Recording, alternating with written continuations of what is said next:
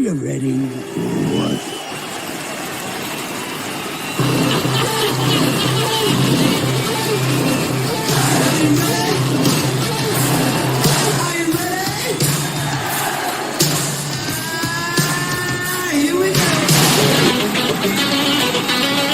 I got something to say.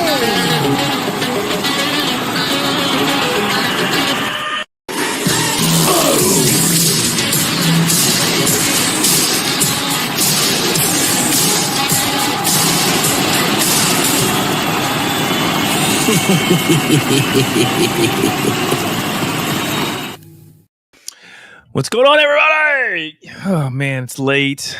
It's 10 o'clock. What am I doing? Anyway, guys, thanks for hanging out. Yeah, it is 10 o'clock. We're just starting the stream because Andy's flying across the country to Las Vegas for a bunch of things this week, which we'll get into. And we're going to just hang out until he gets there. He's saying he's going to join us. So if you guys want to hang out, we don't do this a lot. If you're a Patreon member, the link's there. And we've got some people in the basement already. So come on up. Let's drink and track Andy's flight. I don't know. I'm going to pour some stuff. We get some people in the basement. Let's get there. First one on the stage. Frank, what's up, brother? What's going on, dude? Man, I wish it was Friday. Actually, I wish it was Thursday. But let me bring you up. Thursday too. Yeah. Anthony, what's up, brother? You're going to be heading out west soon. Oh, yeah, that'll be tomorrow night. So get this, guy. So let me just set up what's going on here. Like, why are we just starting? Where is Andy? Andy's on a plane right now to Vegas. Why is he going to Vegas? Because tomorrow he'll be at Corbin Cash to pick single barrels, but it's not easy to get the Corbin Cash, as Anthony soon will find out. So the barrel picks tomorrow afternoon. He's flying to Vegas, staying in Vegas tonight, taking a little plane over to Fresno. David's picking him up from Fresno Airport. They're going to Corbin Cash, picking barrels. Thursday is a get-together at Corbin Cash. So if you're in the greater... Anthony, where is Atwater? Is it Central Florida, Central California, Northern Cal? What do you consider that? Well, yeah, it's kind of like in the middle between Fresno and Sacramento.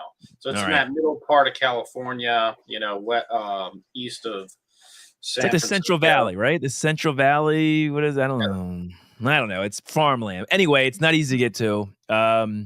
Thursday, 2:00, get together. David's opening up the distillery. You will be able to sample everything that Andy picks, plus a bunch of other things that David has there. He's going to bring out open up the pizza maker, Anthony, and it's just going to be a big fun time. Anybody can come. You don't need a ticket. Just show up. Tell them you're with 2TEN90 and you get in the door. That's all you need to say. And it'll be a good time. So Andy will have a lot of... And Anthony is flying, Frank, all the way from Maryland to be there. Anthony, you're crazy, man, but respect. Respect is right. I think that's awesome.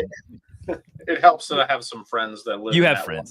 That's crazy. When you said that, I was like, are you serious? And you're like, yeah. So anyway, if anybody wants to come on, you're a Patreon member, come on up. Now's a good time. All right, let's talk about what we're drinking tonight before we get started. I'm going to drink some Corbin Cash. I see OCD for you, Frank. You're pairing it with the cigar, or did pair it with the cigar, and also the Tanager, right? Yep. And you had an interesting dynamic on that. I want you to explain. You were drinking them both while having a cigar, and what was the final synopsis? The final synopsis was that the OCD pairs infinitely better with more cigars that I smoke, which would be anything from a mid to a full. Maduro, Sumatra, San Andreas wrapper, didn't even matter. The pairings were absolutely spot on. They actually enhanced the cigars. The Still Austin, although good, didn't really add to the pairing experience. It's great on its own, but if I'm smoking, I got to have the OCD. Interesting. Now, Anthony, do you smoke cigars? I do not. Yeah, neither do I. So I don't have that luxury either of, saying, hey, this is it's just another vice. Don't get into it, please. Yeah, believe me, I don't need another vice. And I shouldn't say, I used to smoke when I'm in my younger days, so to speak. I did. I had a small little humidor, but I didn't know what I was doing. And yeah. Anyway, I don't smoke anymore. My wife probably wouldn't. She doesn't. I probably repulse her enough as it is, so I don't need another thing to make her not want to be around me. So there you go. Anyway, Anthony, what are you drinking?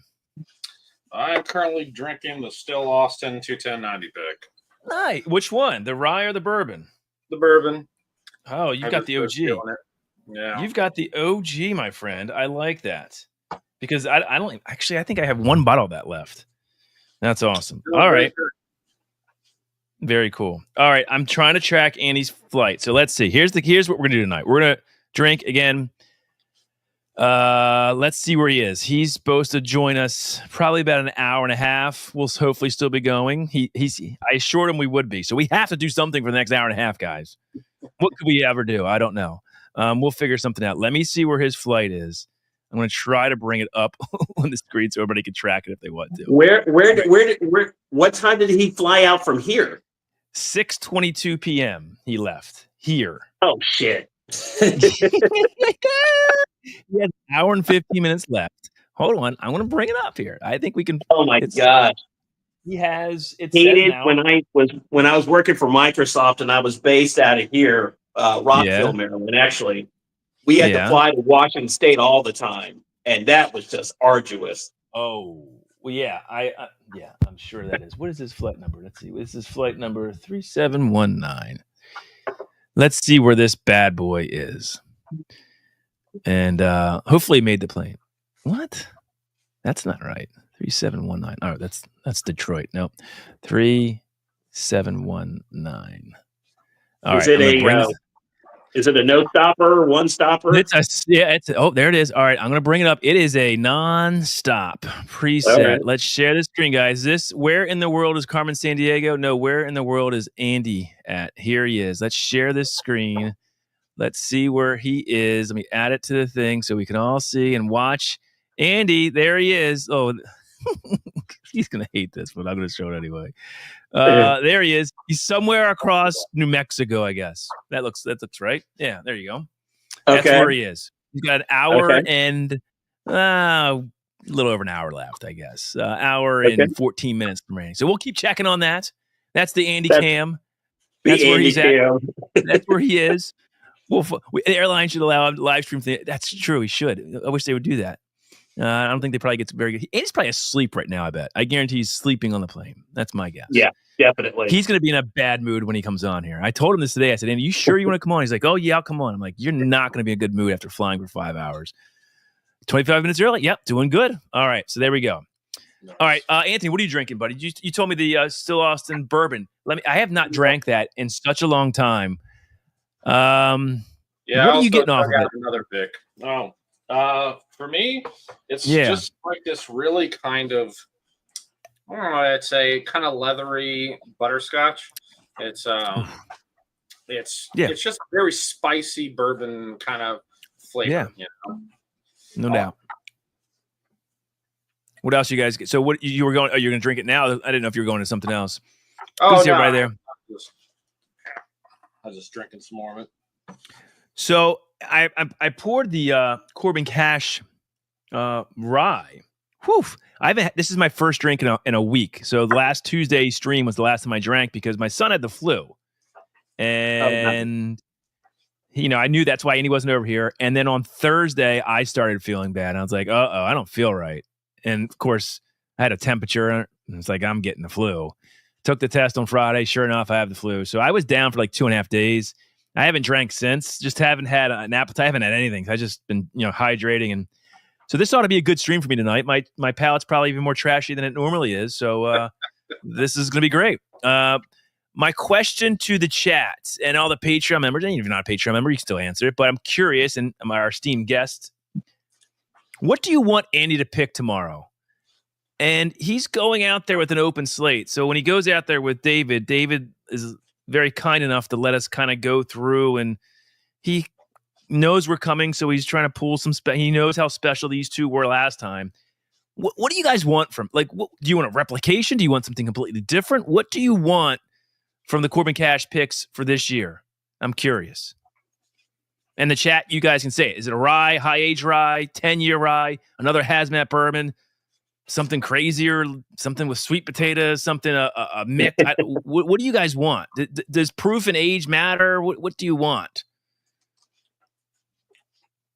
And I you guys think can tell. what would be interesting is if he could find a very delicious, younger, cheaper barrel pick. So if you could find like a 6-year or something like that just like rings, that would be interesting. Something with good bottles, but like something that would be like a $70 bottle or something like that, that people could like afford and just as opposed to that they can't. That makes sense. I don't know what. Now I know he has those age statements because that's what goes into the set 1917 Merced Rye is those 6-year. So you're saying that might be actually a harder task than what he's probably going for because he'd have to go through a lot more barrels to find that honey barrel. But you never know. I'll ask when I talk to him tomorrow or when he comes on tonight. You can tell him that. Frank, how about you? What are you looking forward to him maybe getting? Is it another bourbon? Is it another rye? What is it? So I'm in Anthony's corner on this one. I would love to get a sub hazmat delicious 6 or 7 year.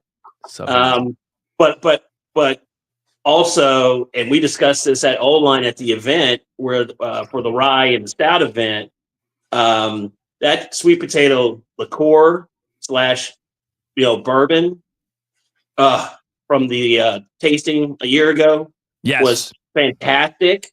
Yep. And I wouldn't mind that or some reasonable facsimile of that. It was incredible. It was mind-blowing. So I will tell you this. That's a great segue there, Frank. Thanks for teaming me up. No problem. One of the things that is on the table is that sweet potato whiskey. Now, it's not the liqueur, which is sweeter and lower proof, which I don't know if he has single barrels of that or not. I don't think he does. Maybe he does. I don't know. But he does have sweet potato whiskey. Anthony, have you ever tasted their sweet potato whiskey? Yeah, I mean, I was at the event, so the bottle sheet he brought. I actually tasted it before that. Another friend of mine brought, bought when he was in California, the liqueur. I was like, oh, this is different and very tasty. So but I don't think there's potential for a single barrel of it is. But would you want to? Is there a difference between the liqueur and a whiskey? There is, right? It's a different process. So what he's telling me is he's got sweet potato whiskey, which I don't know. He said he can't even call it whiskey. I don't know. There's a term for it. I don't. Yeah, there's a term called distilled spirit specialty. Mm-hmm. That are not within a normal, like not brandy, not rum, not bourbon, not whiskey, not all these other things. They figured they have that generic category for those kinds of spirits. All right. So Dave Vogelson says hazmat bourbon. I agree with you. I want another hazmat bourbon. I want, and it's selfishly because one, I love this bottle, and two, there's so many people that didn't get this. We would put big time, constraints on it, 1 bottle a person. And so hopefully it would move down so more people would get it. Hopefully that's the case. But listen, I also love the rye. And who was it? I think it was Eric Prince or Joel Parrish said, all right, I already bought 3 ryes, anything but another rye. I mean, I get it. But then Roman Carter says 10-year rye. Yeah, I mean, they haven't, do you want another higher age statement rye? I mean, I don't know. Is that a good thing to have a 10-year rye? I mean, there is, I don't know. I mean, I got the old Dragon Bones that's 18.5. I mean, it's delicious.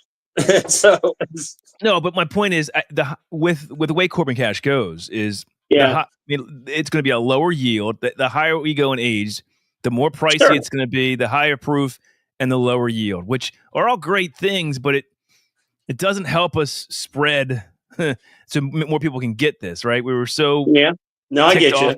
Yeah, so I don't know. It's a we'll see what Andy picks. He's saying he's going for the best thing. Guys, there's a new person in the basement. He's probably the sexiest man in whiskey too. That's all I have to say. It's Marty. Nobody else besides Marty. Look at you, sexy beast. God. I wore my Oreo sweatshirt. Oh, get that trash off you, will you? Get that trash. How are you, brother? I'm good, man. I'm so good. I got to sit on my hands so I don't wave at everybody. Well, it's all good. It is, man. Marty, do you know Anthony? Anthony that is right here at the bottom. I'll get rid. There's Anthony, and then Frank. I don't know if you know that, but Marty. Cheers, Marty, guys. meet Anthony. And Frank. Anthony, you might. Marty is out of North Carolina. Marty, right? That's where you're at Yeah, now. Raleigh. Oh, Yeah. nice. He's Whiskey Nose, so he's got his own channel. And Frank, these guys are these are local Baltimore guys that we've met. Bless you. Question for you, Marty. I don't want to put you on the spot, but No, we're let's talking do it. about Corbin Cash, and I'm curious what your thoughts are on this. So Andy's going back there tomorrow to pick more barrels. What do you think? I mean, the problem with doing a higher age, it's gonna be if we do another bourbon that's a hazmat that's now 9 years or a rye that's 10, it's gonna be lower yield, higher price, and higher proof, and it's not gonna spread very well. So the problem is, what do we do? Like, you want everyone to try to experience it, but if some people are like, it's too expensive, or it's not, there's not enough bottles to reach. So what do you think he should be going after tomorrow? Something maybe like Anthony said, go after like a 7 or 8 that's really amazing, that's cheaper, that has a higher yield that more people can get. But is that going to sell? I don't know. Yeah, I don't think you're going to have. I don't think, from my experience with Corbin Cash, I don't think you're going to have any problem selling whatever yield you get. I think if you go a higher yield, you're giving more patrons the opportunity to have something that they normally would not have, and I think that's a big deal. I don't think everybody. I think it depends on your patrons' palates better than everybody else on what sells quicker, what sits a little bit longer. I don't know if necessarily you need to have hazmat all the time. I know. I think if you have from Corbin Cash, I think their rye stuff is just phenomenal.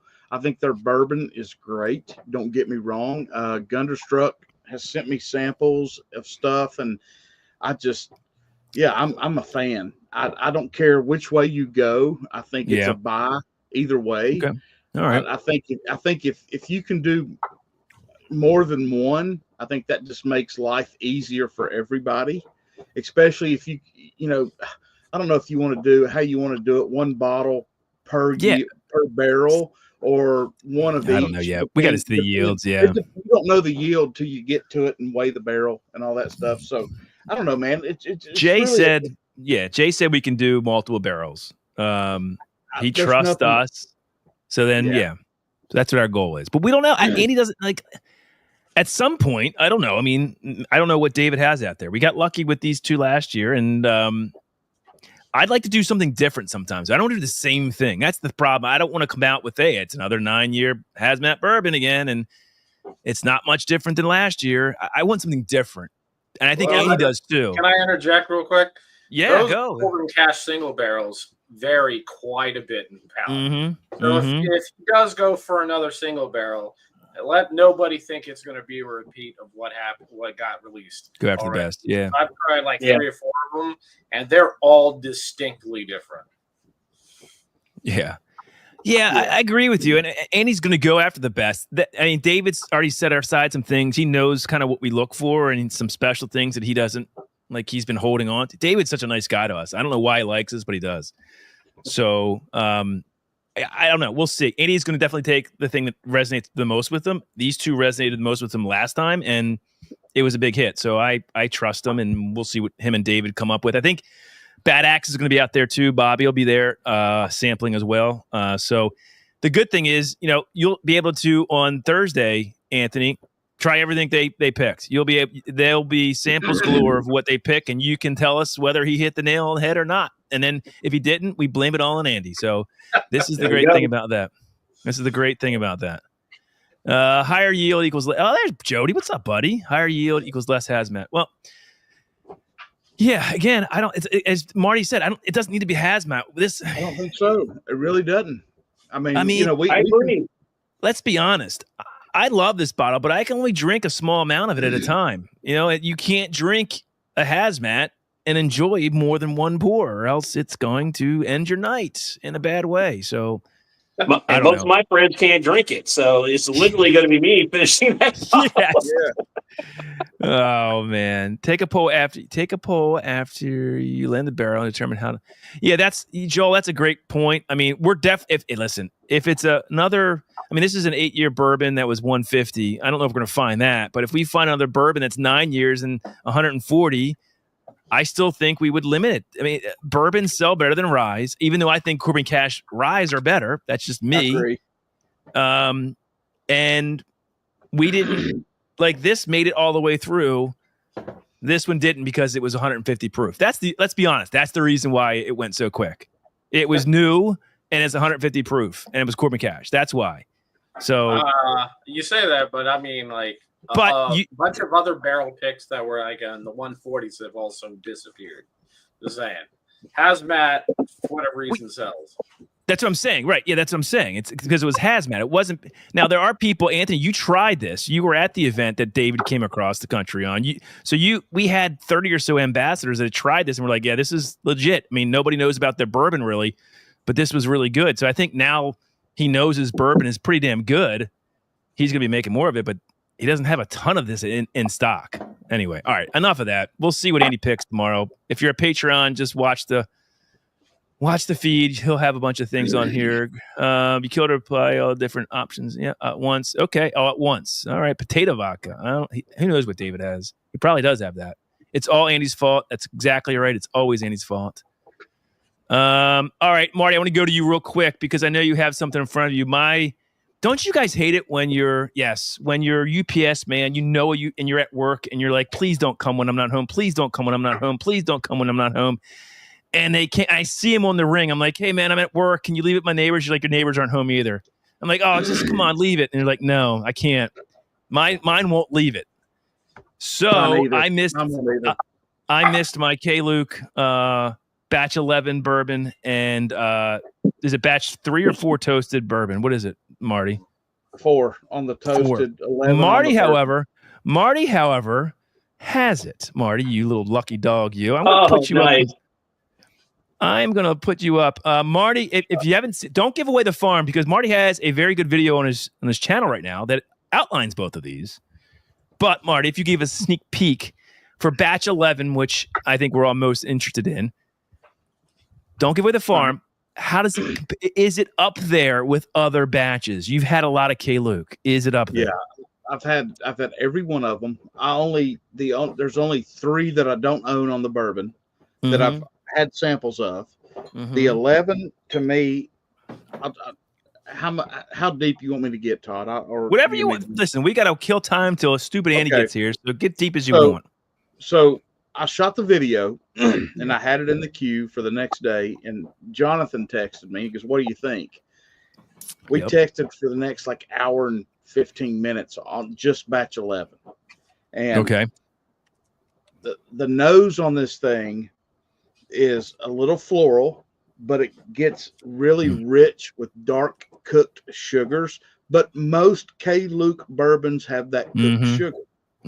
But as you go from the nose to the palate, this thing releases over about 5 to 7 minutes in the glass a leather tobacco note that is not standard with 10 and back to 1 for me. Geez. Wow. All right. So this is the interesting thing here. And what I love about what Jonathan does is now here's my only thing about K. Luke, and I think it's hurting him. And I think people are afraid to pay $110 for a bottle that doesn't have the age statement on it. I'm not, because I trust, and I've not ever been steered wrong with him. But I'm curious to chat. Do you not buy or go for K. Luke, 1, because you can't find it, or 2, you don't know where to find it? It's on Sealbacks. It'll be on Shared Pour. So if you're in those states, and you know us, you can get right now. It's on Sealbacks, right? Marty, it's available right now. Yeah, both of them. The batch 4 toasted and the batch 11 bourbon's available on Sealbox. They have been for about 4 or 5 days. There you go. Interesting. But back home in Tennessee, me and Corvette Trey have been pounding these stores. Hey man, you can get K. Luke, get it in here. Well, they did, and they're selling it for $130, $129.99. Nice. And I was telling Jonathan about it, and he goes, no, 110. And I was like, I get it, man. There's no ABC regulation. There's no, set. I don't know, but no. And that's I know people are like, oh, I don't know about paying that much money for. That was too much. Damn it. Oh well, I'll have to drink it. Yeah, I don't know. I'm gonna give away tonight, guys. These two. So what is this? Did you get these, Single Marty? barrel? Yeah, you got them, I right? did not get those. No, I told him to keep those, save 11 and 4 for me. Yeah, go ahead. So no, I'm gonna give them away tonight. We can. I don't know how to. Well, I'll figure. You don't have to give super chats. I'm just gonna give these away tonight somehow. We'll figure that out later. But I did my reviews on these. Are the Fred Minnick Super Bowl single barrels. They're not full bottles, but there's probably at least, I don't know, 75% left in each one of these bottles of 2 K-Luke single barrels, which you just don't see a lot of. So we'll figure that out. I don't know. We'll give that away somehow tonight. Yeah. Okay. Anthony, are you a fan of K-Luke? You're indifferent. What's your thought on K-Luke? I'm curious. I've had very little experience with K-Luke. Because why? I'm curious.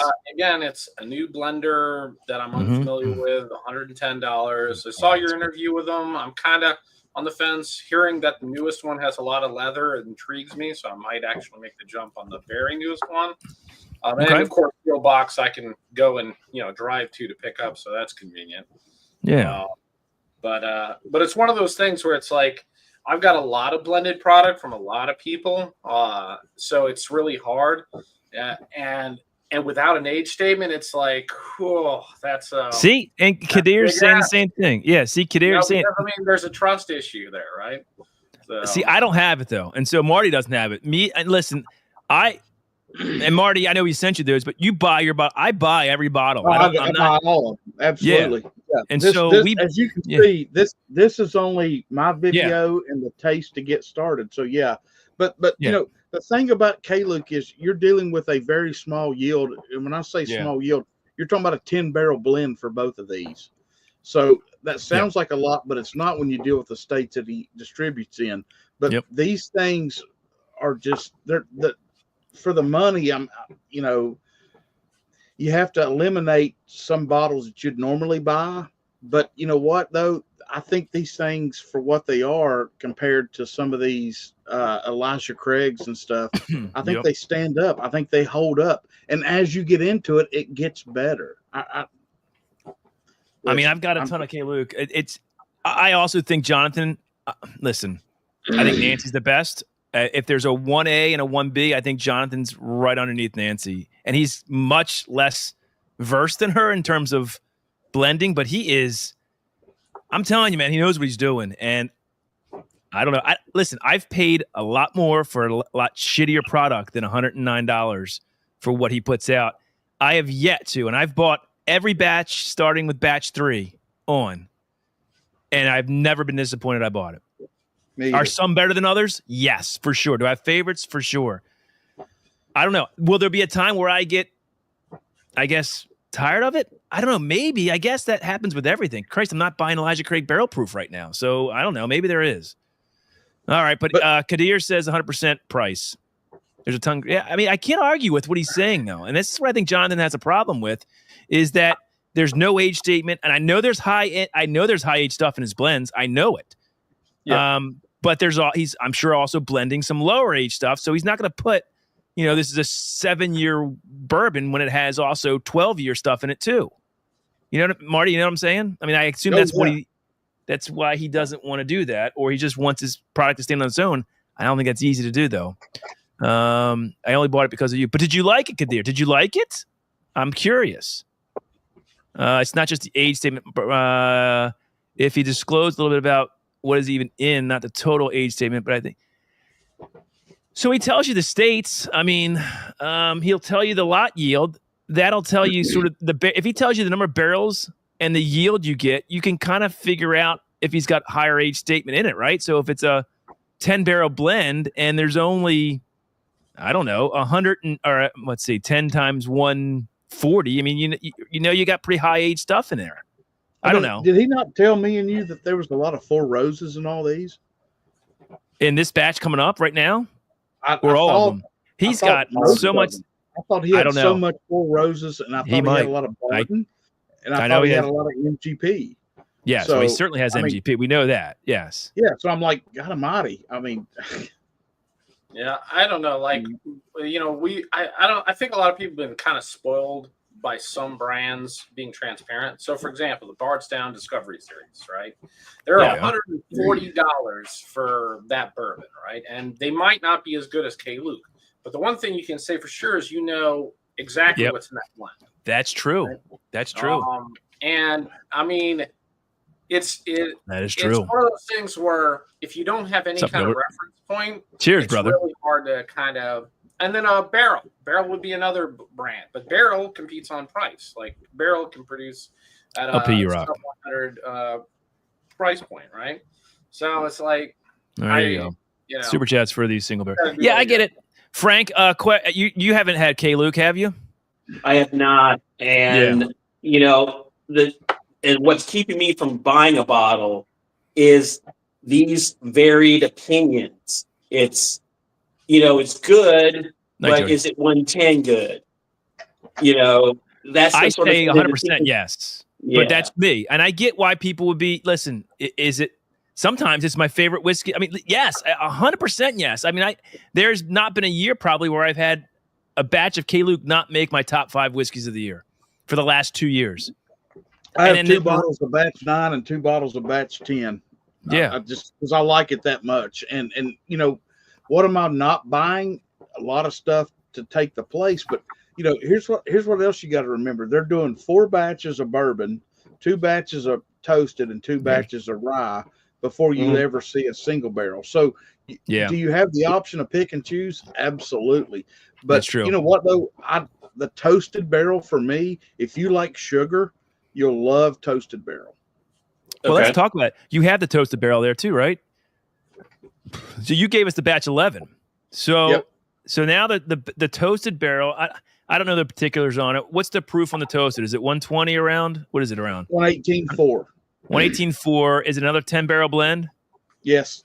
Do you know how long it's in the toasted barrel? Does he tell you that in the spec sheet? No, it didn't say. I wonder how long he keeps it in that secondary barrel, that toasted barrel. But anyway, what do you get on this one? I love the toasted. I actually like the toasted rye a lot. I mean, maybe even more so than but go ahead. No, this one is very cooked sugars. A lot of red fruits. I get a lot of apple. Okay. The proof, when you nose this thing, man, you're thinking 110 maybe, and it's 118.4. So I mean, I'm sitting here hitting the hell out of it. And then on the palate, the first thing on the toasted that on the palate is it's mouth coating, it's viscous. Nice. Everything is mid-late palate. And the nose matches the palate. I get a lot of apple. I get some strawberry notes. It's a lot of fruit. And then that cooked sugar finishes. There's 0 pepper. There's 0 heat on either one of these. And that's a good blend for me. Yeah. There you go. There you have it. I'll have my bottles tomorrow. I'll put my hopefully reviews up before this weekend, real quick, short reviews. I mean, I know what Marty's saying, and Marty and I usually are aligning pretty well on the K. Luke brands. We're pretty much usually sympathetic on that, so I have high hopes for these. Yeah, I agree. All right, so moving on. Let's do a check real quick. Let's see where Andrew is. Let's check a look. Let's see where he's at. Let's refresh this. Where is Andrew? He is 47 minutes. What is this plane taking for? What is he, a Flintstone plane? What's going on here? Jesus. This thing, how is it not there yet? I feel like we've been on forever. No, we haven't. I'll be right back. All right, brother. Yeah, it's fine. He's got another 47 minutes to go, guys, till he lands. God knows what time he's going to be there. All right, well, there's Ian. Let's see the map where he is. Can you guys see that? Is it up? Yeah, there it is. There he is. Doesn't seem like he's moved much. How is this possible? This can't be right. This can't be right. Is it? Oh, what am I looking at now? Jesus. Oh, there. Okay. He's gone all the way across New Mexico. So now he's on the other side of Mexico. He's getting close. All right. He's going to be an angry little fellow when he comes. All right. We'll take him down. All right. I want to open up. I have a present, guys. So here's another thing we can do tonight. I got a package. Hold on. Let me go through this chat real quick. I have 10, 11 on the way, but the Sealbacks takes you know what? I actually live very close to Seal and Frank, and we get it really quick because I get my Sealbacks like really quick. I tend to lean towards the toasted and bourbon. Okay, favorites are their Keenan. Yeah, the Keenan. I think the Keenan Batch 1 is still my. I mean, that was just. And in fact, I think Ben said from Whiskey Uncensored that he found that in New York, just sitting Batch 1. That is a steal right there. That is one of my favorite finished whiskeys of all time. I'll never get that lucky. Yeah, it's. I mean, I don't know how they found Batch 1. Batch 2 came out last year, and I don't know how you'd find that. That's gone too. I also got Silbeck's 20-year has. Did you guys even think about buying that bottle? Did you guys see it, Frank or Which one? Anthony? This is the Silbeck's 20-year hazmat. It's I think it was light. Wasn't it light whiskey or? Yeah, it was a light whiskey.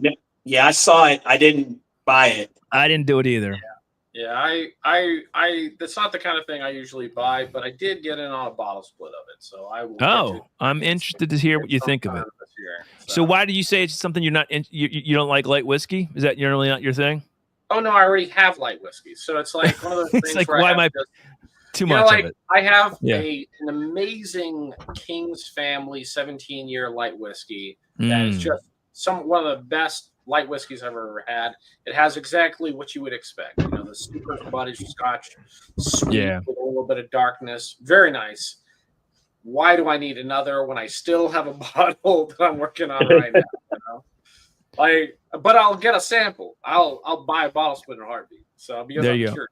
Marty, did you see that Silbeck's 20-year hazmat light whiskey that was on? Did you get that? I saw it, but yeah, no. Mm-hmm. Here's a question for you, Marty. CJP Corey wants to know, the new toasted is one I was leaning towards if I could only order one. What do you think? So, if you had somebody to pick one, you would probably pick Batch 11, it seems? Or no? Am I wrong on that? Well, I mean, if you like toasted barrel, you like. Damn, that's a toss-up, man. Right? It depends on what you like better, right? Yeah, if you like more sugar notes, I think toasted is more your route. Okay. And I think this one's unique because, like I said, man, the finish is zero spice. It's all dark sugar, brown sugar, cooked. It's very nice. It's easy to sip. It will get you in trouble at 118. So if you don't have any of them, I think the toasted is probably the route.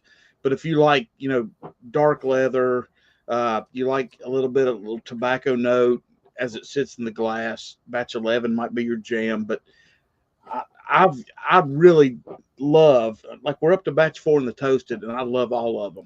I do. I really do like that. I might be a toasted guy for them, to be honest. Thank you. Is that something you just discovered, Marty, or just because it's K-Luke? No, it's something that my wife is a toasted nut. Got it. I've got all kinds of toasted barrels. I've got Nulus. I've got God Almighty. Nothing. That's where my brain quit. But yeah, no, toasted barrels stay in this house. So I've got a whole lot of toasted barrels, but they're toasted stuff, and that's what I keep sipping now. Is fantastic. Gotcha. Oh, God. All right, guys. Well, we're going to get into tonight. Not get into, but I got this today. Lost Lantern Spring Collection's coming out. So they sent us some samples. We were trying to get Nora and Adam on to come and talk about it, but they wanted to go on at like 5 o'clock, and I'm like, I'm not even home from work at 5 o'clock. Plus, I have 3 kids. That ain't happening. So hey, we're Todd, like, highlight yourself so we can see your box and stuff.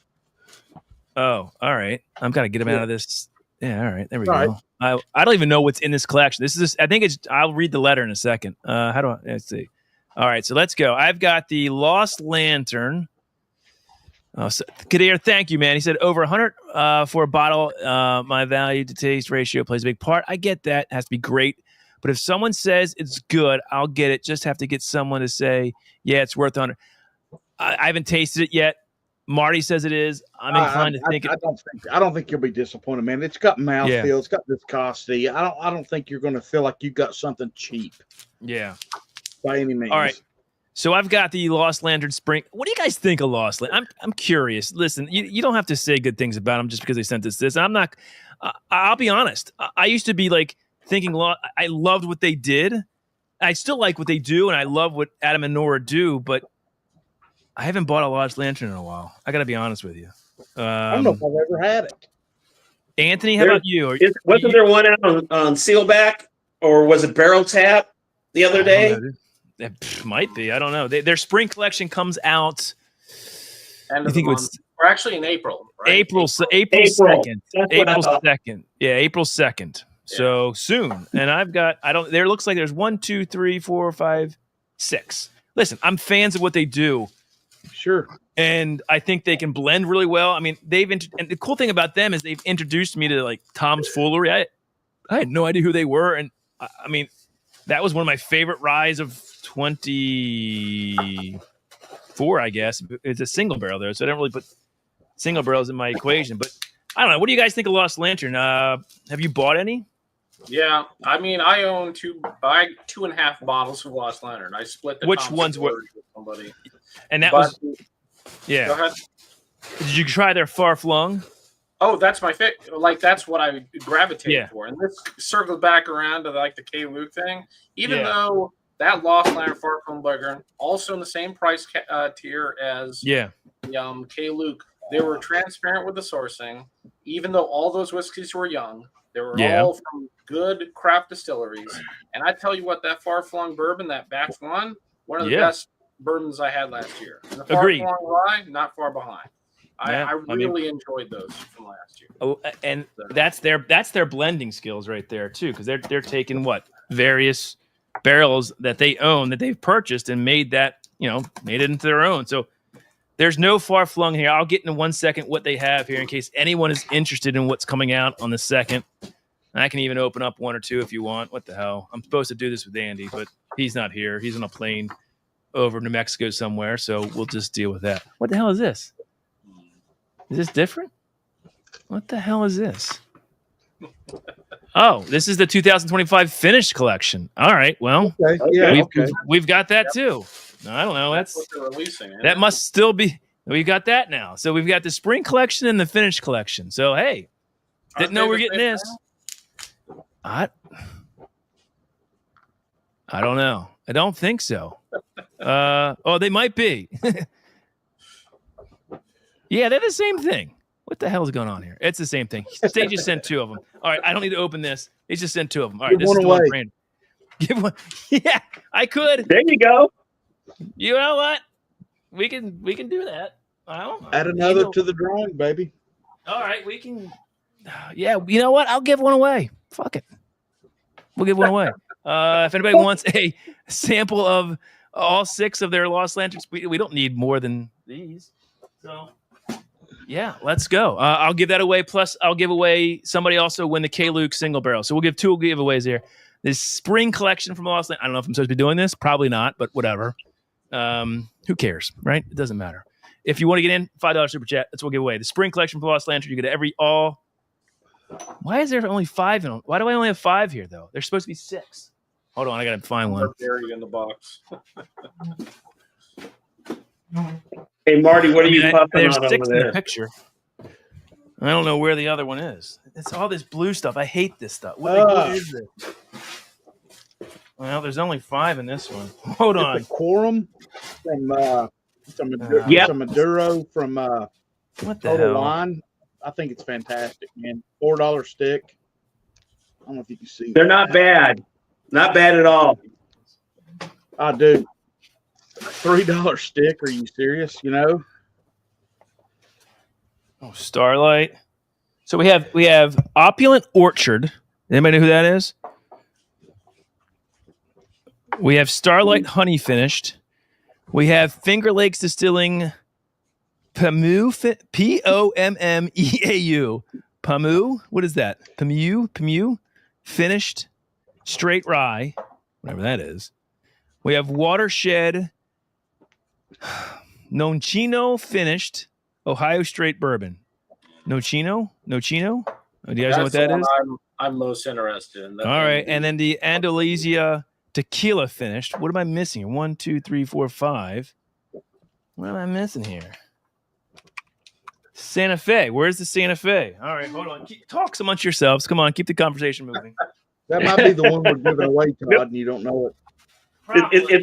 It's a lot more fun watching you try to find a 6th bottle.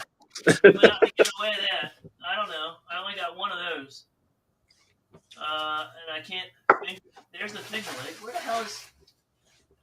Anthony, you said you were interested in which one? All I'm doing is making a mess. I'm interested in Jesus. the Nocino finish. Like I tried the when Watershed did their first release, which was a 5-year, and Mhm. I thought that was. I still have a bottle of it.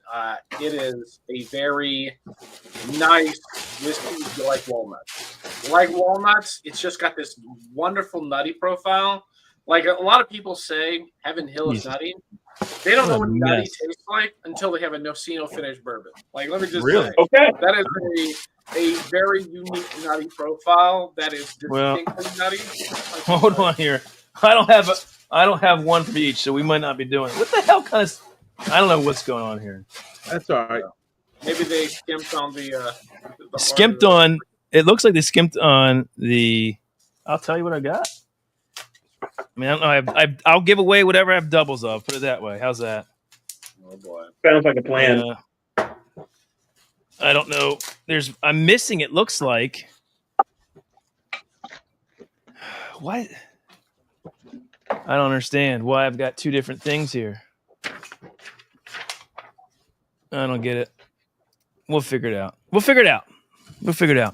All right. So, what did you want me to try, Anthony? There's the opulent. The Nocino finish is the one that I think will be most interesting to see what you think. All right. I think the least interesting is going to be the Starlight. Man. It's just it's honey finished. Finger Lakes. All right. For some reason, I don't have. All right. I do have 2 of the Watersheds. That's good. All right. Here's the thing. I've got 2 sets. The only thing I just don't have. It says here that there's supposed to be a Santa Fe Spirits apple brandy finish. I don't have that. I don't have that in either box. I don't have that on either of them. So either they just didn't want to send us that or something happened with that. I don't know. And I've got these stupid things everywhere now. Oh, that's the Opulent Orchard that they didn't sell in you. What's that? The apple brandy finish is the Opulent Orchard. So It says Santa Fe Spirits. Oh, Santa Fe Spirits. Oh, there's 2 apple brandy finishes. Okay. Not in my box. There's only one. Somebody missed it. Not in my box. So whatever. There's still 5 here. All right, you'll get 5. That's what we'll do. All right. So let me finish this hazmat. That'll be good to drink that right after a hazmat, right? Well, All right. Let's get fancy here, guys. All right. Here you go. Watershed. Oh, God. Can you see that? Nope, probably not. Yeah, we can. There you go. just family. Nope, my camera sucks. Yeah, not getting into focus, but No, get the gist. You get the gist. It's there. Cool. No, not focused. It's there. Oh, there All it right. goes. There it went. I Yeah, took it away. you're not so close. You just have to move it back just a little bit, and then the autofocus will get to it. Yeah, whatever. That's fine. There. There we go. Whatever. It's it. All right, let's do it. Sorry, I'm neglecting the chat. Anybody else out there? I found it in Kentucky. What did you find in Kentucky? I'm way behind on chat for batch. He's For the talking price about of the batch 2. Cabernet finish. Oh yeah. Okay. Anyone find? I've tried batch 2. I actually think it's tamed down a bit from batch 1. I don't think batch 2. Marty, Cabernet. You tried the cab finish, K. Luke, right? Yep. The Kingdom Batch Reserve. batch 2 might be a shade better than batch 1 just I because agree. of the finish. It's not as like overwhelming. I don't think. Do you? Like it doesn't. not. Like you can agree. taste a little bit more of the bourbon on that. So Yeah, you get more cab on batch 1. You get more bourbon on batch 2, and I think the finish is pretty strong. all right. Here's what they're saying about this Watershed Nocino finished Ohio straight bourbon, 8 years, single cask. 126.5 proof. There's 200 bottles. MSRP on this is $90. All right. Okay. So I'll drink a little bit of this, and then we'll maybe do this next week with Andy, or I'll give it to him. I have to do reviews of these. So, blah, blah, blah, blah. It says that it's, I've never even heard, well, I've heard of Watershed, but it's in Columbus, Ohio. Known for meticulous production, use of local ingredients, and innovative approach to grain. Watershed aged this bourbon for 3 years and 8 months in new oak, so it's only a 3.5-year-old bourbon, before finishing it for 4 years and 7 months in a cask that previously held their Nonchino black walnut liquor. The nose for marzipan. Okay, so it just goes. All right, so. Oh my goodness gracious! So Anthony, what do you love about this? So you're a big a walnut marzipan fan? Yeah. So keep in mind, the one I have was finished in a cask for a lot less time than that. Jesus. Was finished. So it's still there was a kind of like a walnut quality to it. Where I guess actually, you know what's similar? In a weird way now to think about it, is that Still Austin Tanager has a similar kind of like body. I don't know how to describe it. Like, but it had a very nice kind of like, I don't know, like caramel corn plus nuts. It's hard to describe. But that was a while ago. That was the 5-year one. You're drinking the 8-year. I'm really curious how that transforms it. I mean, this is for 4 years and 7 months in their Nonchino black walnut liqueur cask. Oh, the nose is. I get a lot of butterscotch on this. I don't know why. Like, I don't know that. I guess that almond paste, so to speak, or like. But you're saying walnut. Like, I don't know what. I guess so. When you say black, what's a black walnut? How's it any different than a regular walnut? Isn't that a regular walnut, or no? Is that different? It's different. Very different. Very different. Okay, I wouldn't know the difference. I don't eat walnuts. Black walnut will be darker with almost turned to like a dark. That makes a lot of sense. It's not. It makes sense. All right. All right. Let me take a little swig of it. The nose is nice. It's really, I think, butters. It's very sweet. It's a really sweet nose. Oh God. Oh, Jesus. Well, that's awesome. Yeah. That is, wow. Well, you can taste that. I guess it's the black walnut liqueur. It's almost like not Christmas in a glass, but like holiday in a glass. Like Thanksgiving in a glass. Yes, something like that. It hits you right off. But there is a nice spice behind it. The proof is behind it that cuts through a little bit of that sweetness, so it's not cloyingly sweet. If that makes any sense. Yep. Is it front end, Todd? Is there front end to it? Did you see my reaction? It was all front end. Yes. So that's the sweetness is all front end up front. Yes. All right. Okay. That's really interesting. I mean, yeah, I like. Wow. Yeah. I mean, $90. I'm a big fan of that. Holy shit. Yeah, I'm going to jump on that. All I needed was that verification, because the 5-year that I have still has a little bit of that watershed graininess, but it's still delicious. And I'm like, if this just had more time, and now you're getting the 8-year version of that, okay. Shit. I mean, it's like a candied almond or like toffee, and then honey roasted nut. Yeah, something like it's really. But then there's the spice. The proof does come through mid palate, and it cleans it a bit, so it doesn't lay as a very like cloyingly sweet pour. If that makes any sense. Is there malt to it, Todd, or is it just? Know. I don't. It's a bourbon. It's a bourbon. I don't know what. I mean, listen, I'm not versed in Watershed and what they have, but it's their barrel proof. I don't know what their mash bill is. Anthony, would you know what their mash bill of their bourbon is? No, because I assume there might be some spice, like some rye in their mash bill. That's just I'm getting that too, which is a nice way to cut through some of that sweet. That's real. I would have never even thought, because I don't know what Nonchino finish is anyway, so I'm an idiot. So nah. All right, so I think that their mash bill actually is a 4-grain or 5-grain mash bill. Oh, bacon. So it's supposedly they use corn, wheat, rye, and barley with a little bit of spelt. Supposedly, spelt. I like it. But, real quick, Frank. I got to get your address. I have your address. Can I give your address to, I think it was, who sent me this text? Dave Vogelson wants to send you some K-Luke samples. Oh, absolutely. There you go. All right. So, Dave, I will email you Frank's contact information. You can send him. Dave is the man. Dave sent me so many samples that I do reviews on. All right. I like that. I can't drink all this. I can, but I need to do reviews of it. No, We'll put it aside. Is there anything else that you want me to go after or try tonight, Anthony? That I have now that I have, I'm going to do all these is probably Thursday. I don't have the Santa Fe. I mean, we might as well go for the weird one, the Pamau rye whiskey. Finger Lakes. Yeah, I mean, it's going to be a drop in proof, 91.7 proof supposedly. So, but I'm curious. All right. That's the weird one. That's the one I have no idea what to expect. The Pamau. All right, let's do the weird. Let me finish this off. Wow, this is. That's the only rye I think they have being released. All right.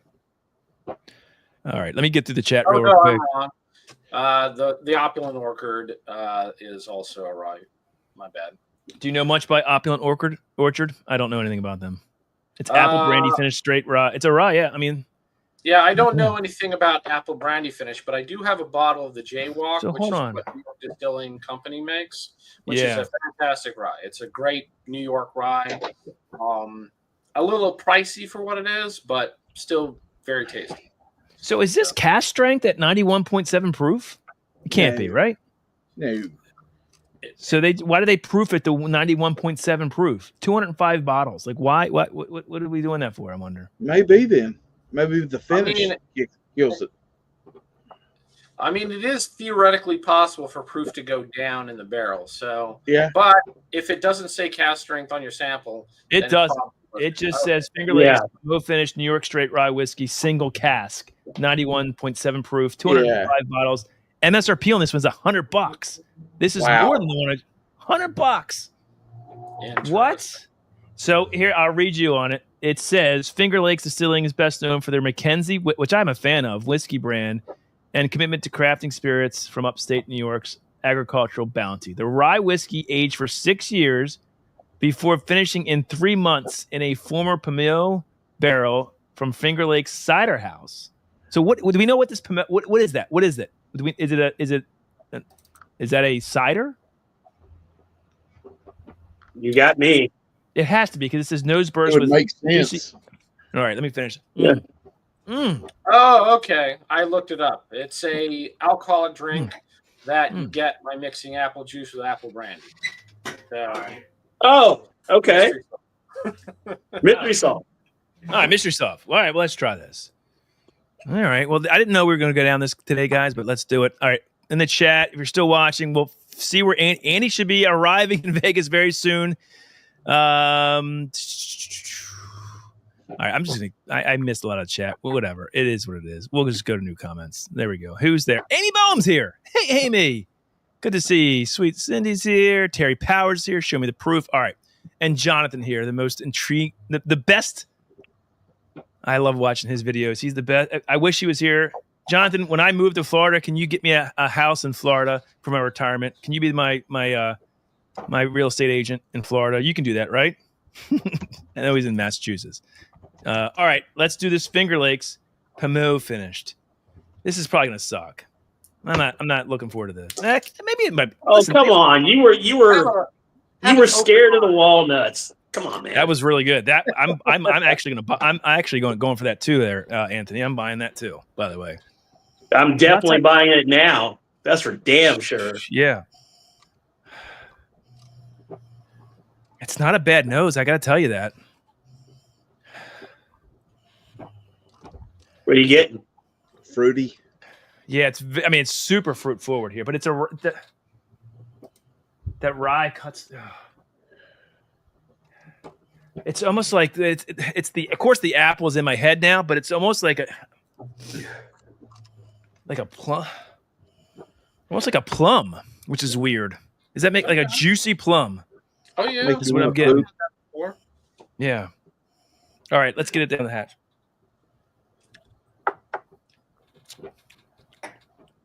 So immediately you notice the difference in proof. I mean, it's like, that's not worth $100 to me. That's not worth $100. That's not that. There's no way I'd pay $100 for that. Why is that $100? Why is that $100? Yield. That's all. Yield. Well, I mean, there's more of this than there is the one I just had, the Nocino finish, and the Nocino finish is cheaper, and it's a higher age statement. I don't get it. Barrels are more expensive. Maybe. I mean, it's not bad. All right, I shouldn't say that. I'm basing it off of what I just drank, so that's probably not the right thing to do. Yeah, you just dropped like close to 30 proof points. So, Yeah. Yeah. Be fair, Todd.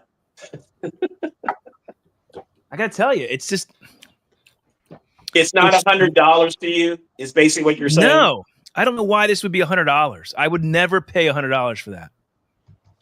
I wouldn't. It's not bad. It tastes fine. It's light. It's a bit serious. It's definitely like Apple Jacks. So if you like that, that's there. Like there's cinnamon and apple. There's that. On the palate, I'm getting that big time. You know, there's some nice a bit of rye spice that's there that cuts through that, but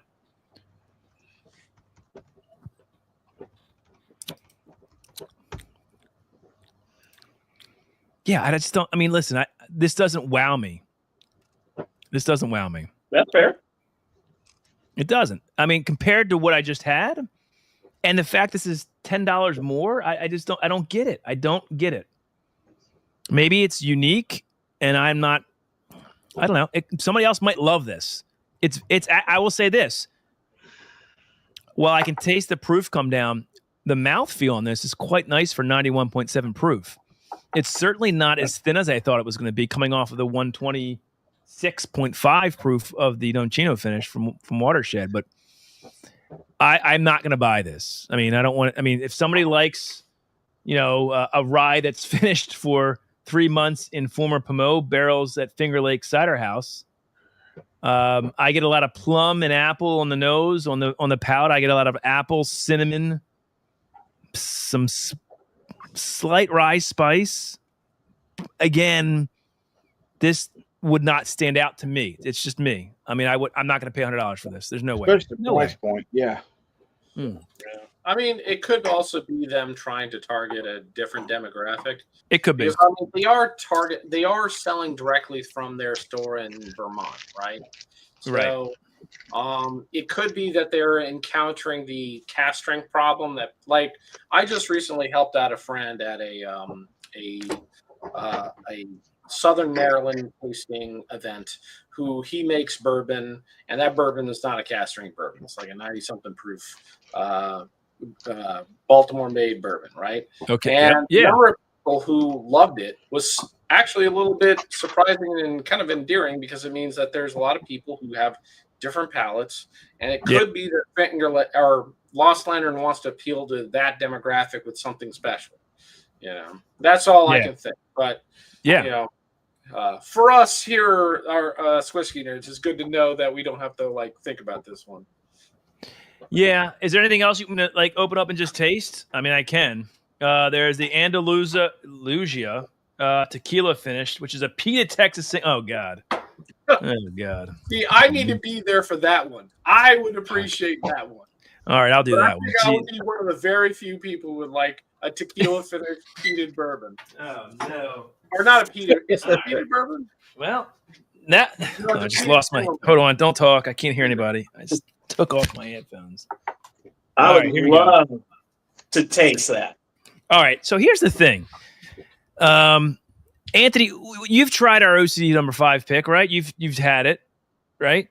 I have not. It's still. Oh no! I have a friend to go pick it up, and I'm waiting to meet a friend to pick up the bottle from it. And it's driving me nuts. I'm like, when are we gonna meet up? Okay, because are you a smoky whiskey fan? Oh, I love smoky whiskey. Oh, you're gonna Frank. How smoky is that OCD? It is not. It is smoky in a non-peated way, if that makes any sense.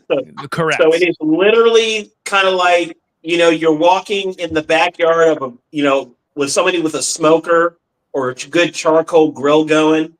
It is not peated and charred in that way, smoky, but it's definitely got a tobacco-y, charcoal-y kind of nose and on your palate feel to it. I enjoy it personally. Barbecue though? What's that?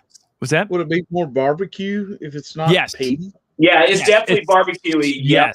Yes. Yeah. Or like barbecue chips. Think of that. That's what it's like. It's like a Yeah. smoky Yeah, barbecue chips. Yep. And I love like smoked porters, Marty. So when Andy picked this and I tried it, I was like, whoa, this is way different than I expected it to be. But I kind of dug it. The more you drink, it's like I really pick up other flavors. And it's so anyway, I've learned I like smoke. I don't like peat. Now, Marty, you like peat, don't you? I do. No. And Anthony, you like peat too, don't you? Oh yeah. Damn it. Maybe this is my way of getting into it. All right, so maybe I can start. So let me read you. This is the Andalusia Tequila Finish Peated Texas Single Malt Single Cask, coming in at 122.3 proof. There's only 150 bottles here. MSRP is $100. It says the single cask made from 100% malted barley with 10% light peated, was aged for 2.5 years in casks that previously held Andalusia's wood-smoked Striker single malt before finishing for another 6 months in an ex-Añejo tequila cask. Whew. All right, well, let's Wow. see. Good Lord. That What is that that? just sounds like it's going to punch you in the face and then coddle you afterwards. It's just I will tell you this. The nose is quite inviting, though. For someone who doesn't like peat, I'm not all like that- shying away from this. With all that finish, it Be should the be one? $400 a bottle. It's not, to me, I mean, there's peat there, but it's not the prominent nose here. I mean, I get a lot more vanilla cream on this, for crying out loud. Holy crap. okay. You're not getting any green pepper or ground pepper or anything like that. Yeah. From a typical tequila kind of. Yeah, a little bit. Well, then this is the nose now. It's got a nice fruit to it too, though. Mm. Okay. But almost like there is like that. You say pepper. I'm almost getting like a fresh grass, though. Is what I'm getting? Oh yeah, a little bit. that's definitely a tequila. That's fair. Yep. That's what I'm getting. It's not bad. Like, because to me, the peat is not the predominant nose on this. So let's see if it is on the Good. palate, and if you'll know immediately from my reaction. Should have zoomed in. It's there. It's there. It's there. It's there. It's there. Now, maybe I'm evolving in my palate. It's not over. Like, so I used to drink peat and scotch, and it would be like, oh, I taste this burnt tires and Band-Aids. There is a savoriness. There is a smokiness there that's in that peat. That peat is there. That, man, that just lays. How do you guys drink this all day? Holy shit. I grew up on Scotch, man. Kill 'em, Scotch Amy. was the Kill 'em, first. Amy. Scotch was the first Listen, one. I think if you like peat, you're gonna love this. Oh, then I'm buying a bottle, man. However, I will say this. Yeah, I mean, it's there. It's on the finish. It just lays on your tongue. But it's not like overwhelmingly astringent. It's not as off-putting as like a like some of those ones that I just can't even. There is a little bit of like vanilla cream I got on the nose. I'm getting on the palate here a little bit. You know, I am getting that. So it's, you know, there is some smoke, which reminds me of the OCD that I like, the barbecue-esque, but then you get that peat. There is definitely peat there that is prominent that I didn't get as much on the nose, but now I'm smelling it on the nose. I'm smelling now I'm getting more of it. And that might be just my palate like coming to it.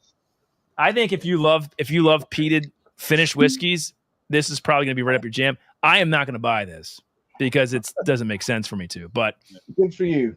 there I you dig go. it. I dig There it. you go. All right, that's Cool, that. man. I might as well just drink them all. I mean, let's just do them all. What the fuck? What else are we doing, right? I mean, what are you guys drinking? Can you in the chat? I've neglected everybody. What are you guys drinking now? Anything different? Frank, what do you got? What do you got? Let me solo you, Frank. Let me give you some love. What are you drinking right now? So 111, Chatty. That a baby. That a Have we boy. made you a Chattanooga fan, Frank?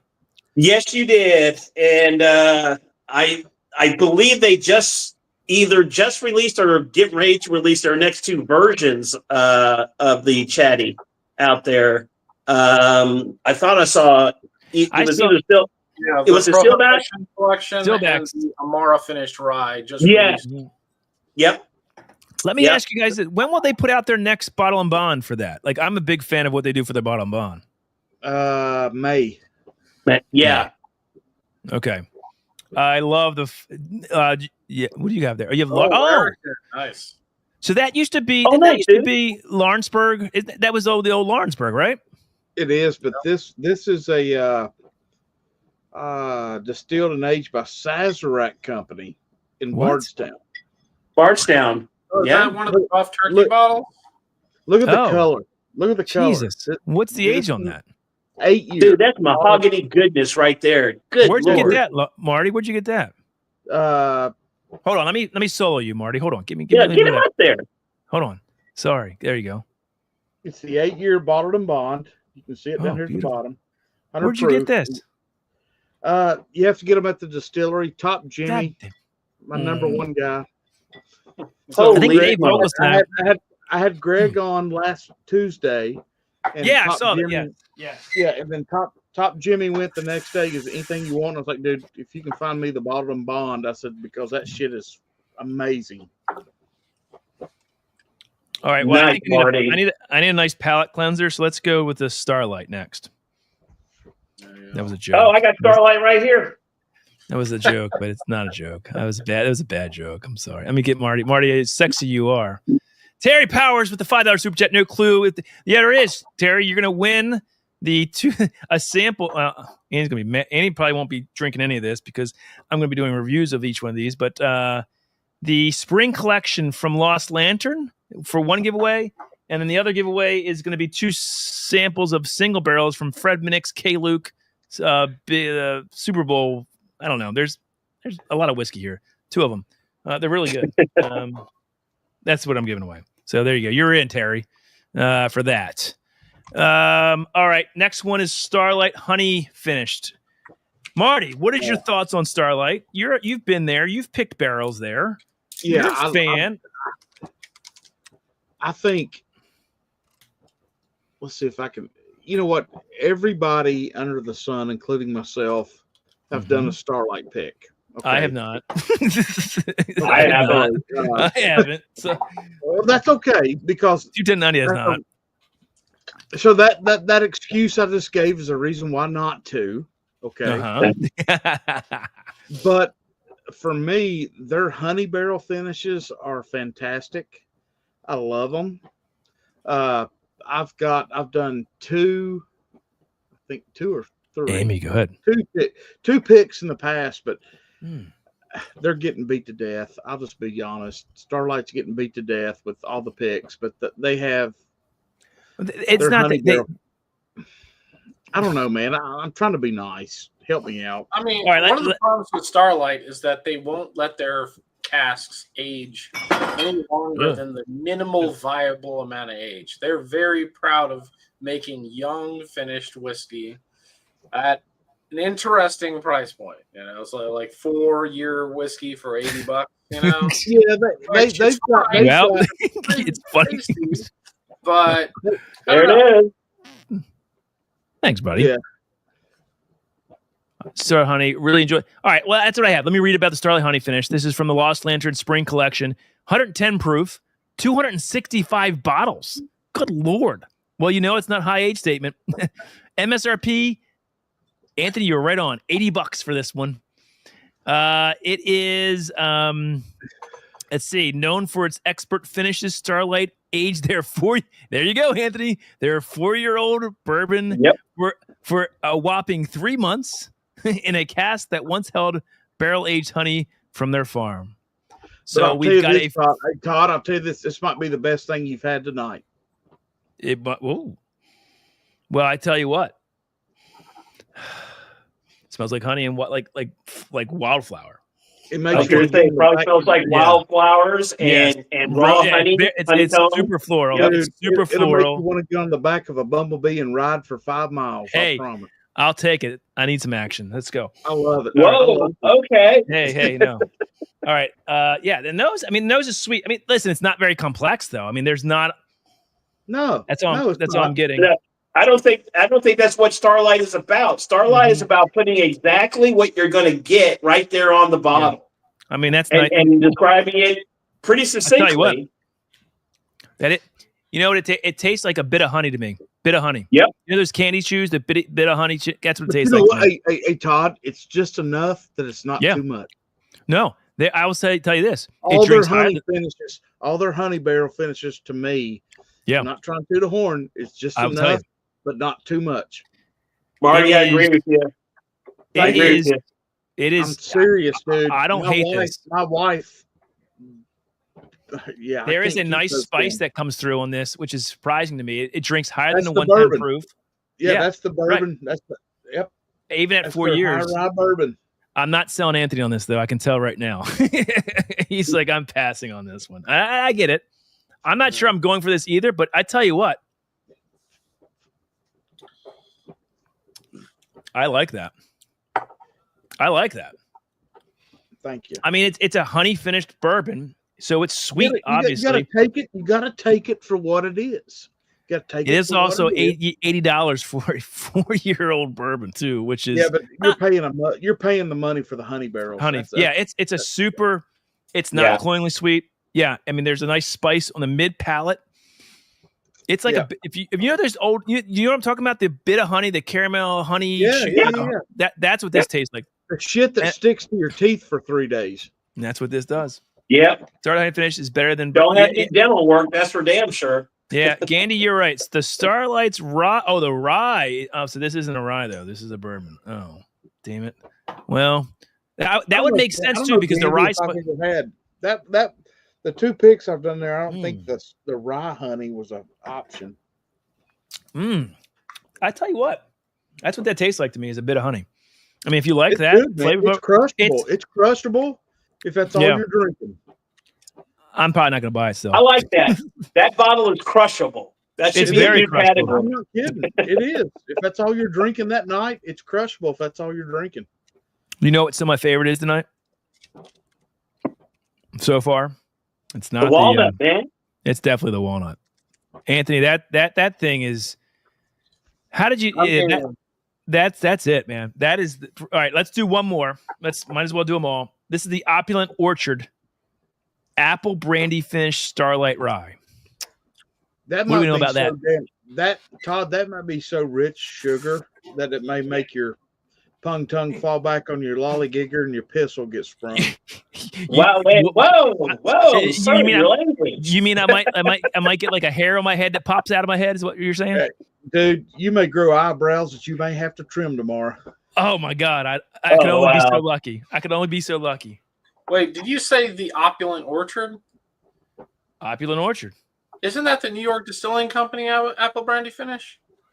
The rye whiskey? Yes. Okay, Oh. I thought you said Starlight. Sorry. No, wait. the So Opulent Orchard. what the hell's going on here? No. So no. Opulent Orchard. I haven't done this one yet. I've done the Finger Lakes Pommeau finish straight rye whiskey. I've done the Watershed Nocino finish. I've done the Starlight Honey and the Andalusia tequila finish Peated Texas single malt cask. I don't have, for some reason, the Santa Fe Spirits Apple Brandy Finish New Mexico single malt. I have the Opulent Orchard New York Stilling Apple Brandy Finish straight rye whiskey, which is fine by me because, well, Maybe I don't know. it's who knows? Maybe I don't know. Well, Listen, We'll see. we'll see. All right, let's get into this. Todd fingered what? Mr. Mon, come on. Oh, jeez.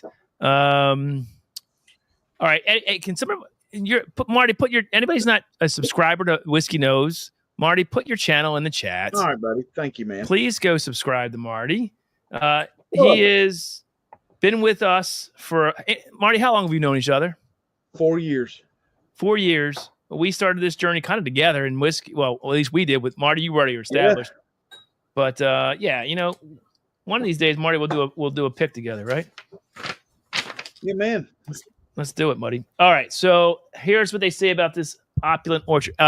Anthony, any hopes for this one or no? Apple brandy finish? No. I think, New York Distilling does good rye, so an apple brandy finish makes sense. Oh But God. we'll see. All right, here we go. Particulars on this one. What the heck? Well, hold on. So this can't be a single barrel. There's 410 bottles for this. Wait, 400 what? What? Oh wait, no. apple brandy casks can go that big. They must be a huge butt, right? It's huge. Yeah, so they Yeah. probably Okay. loaded a couple barrels. That's in New two York or three. That's a 2 or 3 barrel blend, man. 400. Yeah. Okay.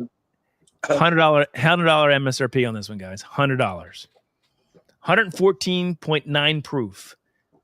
This apple brandy finished rye from New York Distilling marries the spice of northern rye with fresh fruit flavors.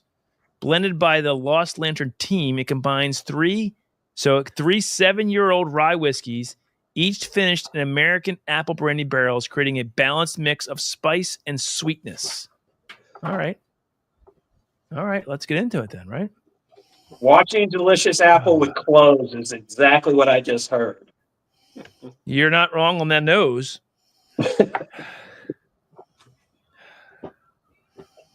I mean, it.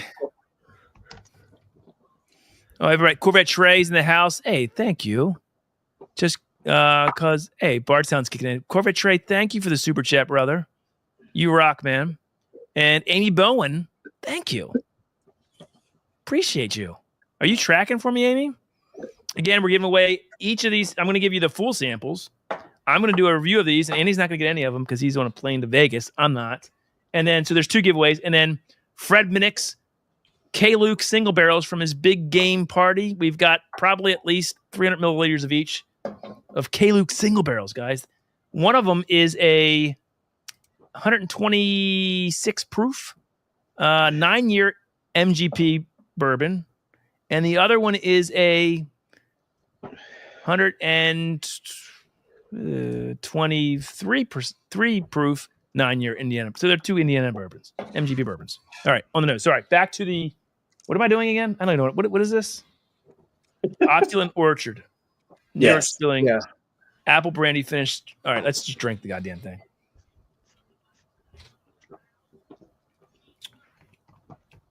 Oh, baby. Oh, I like that a lot. Well, you can taste the rye. It's like wintergreen mint right there. Ooh, with apple cinnamon. Oh, for crying out loud. Nice. Yeah, baby. Does a really good rye. Holy shit. Well, I might want this one too. There's plenty of them. There's plenty. There's plenty of them. The only thing I don't love is the finish the finish is not long on this. Hold on, second sip. Not long or thin. Just not long. It's not thin. It's not thin. Okay. No, I shouldn't say that. It's there. No, I take that back. It's there. Oh, that is like apple pie with like wintergreen mint, and I like that a lot. That's how I like my rice. That's apple brandy. Yeah, I think the rye shines here. The apple brandy is secondary, which is really nice for this. So, woo, there is a nice peppery finish. Now that it's laying on my tongue, there's a nice peppery rye finish on that. So, if you're a rye finished guy, Marty, I bet you'd love this, buddy.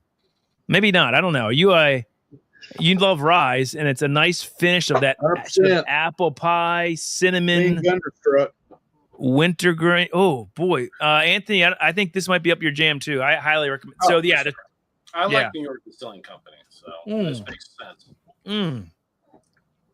Wow, that's good. Holy shit! I don't know if that might be better than the. Oof. All right, yeah, I like that a lot too. All right, there's my two. The 2 winners for me are the Watershed Nocino finished and the Opulent Orchard apple brandy rye. That's the 2 clear. If you like the tequila finish, if you like Pete, that I think people will love. The Starlight Honey was quite actually okay to me, but I'm not buying it. But if you want a nice, easy finished $80 honey finished bourbon, and the Pommeau finish, I don't know.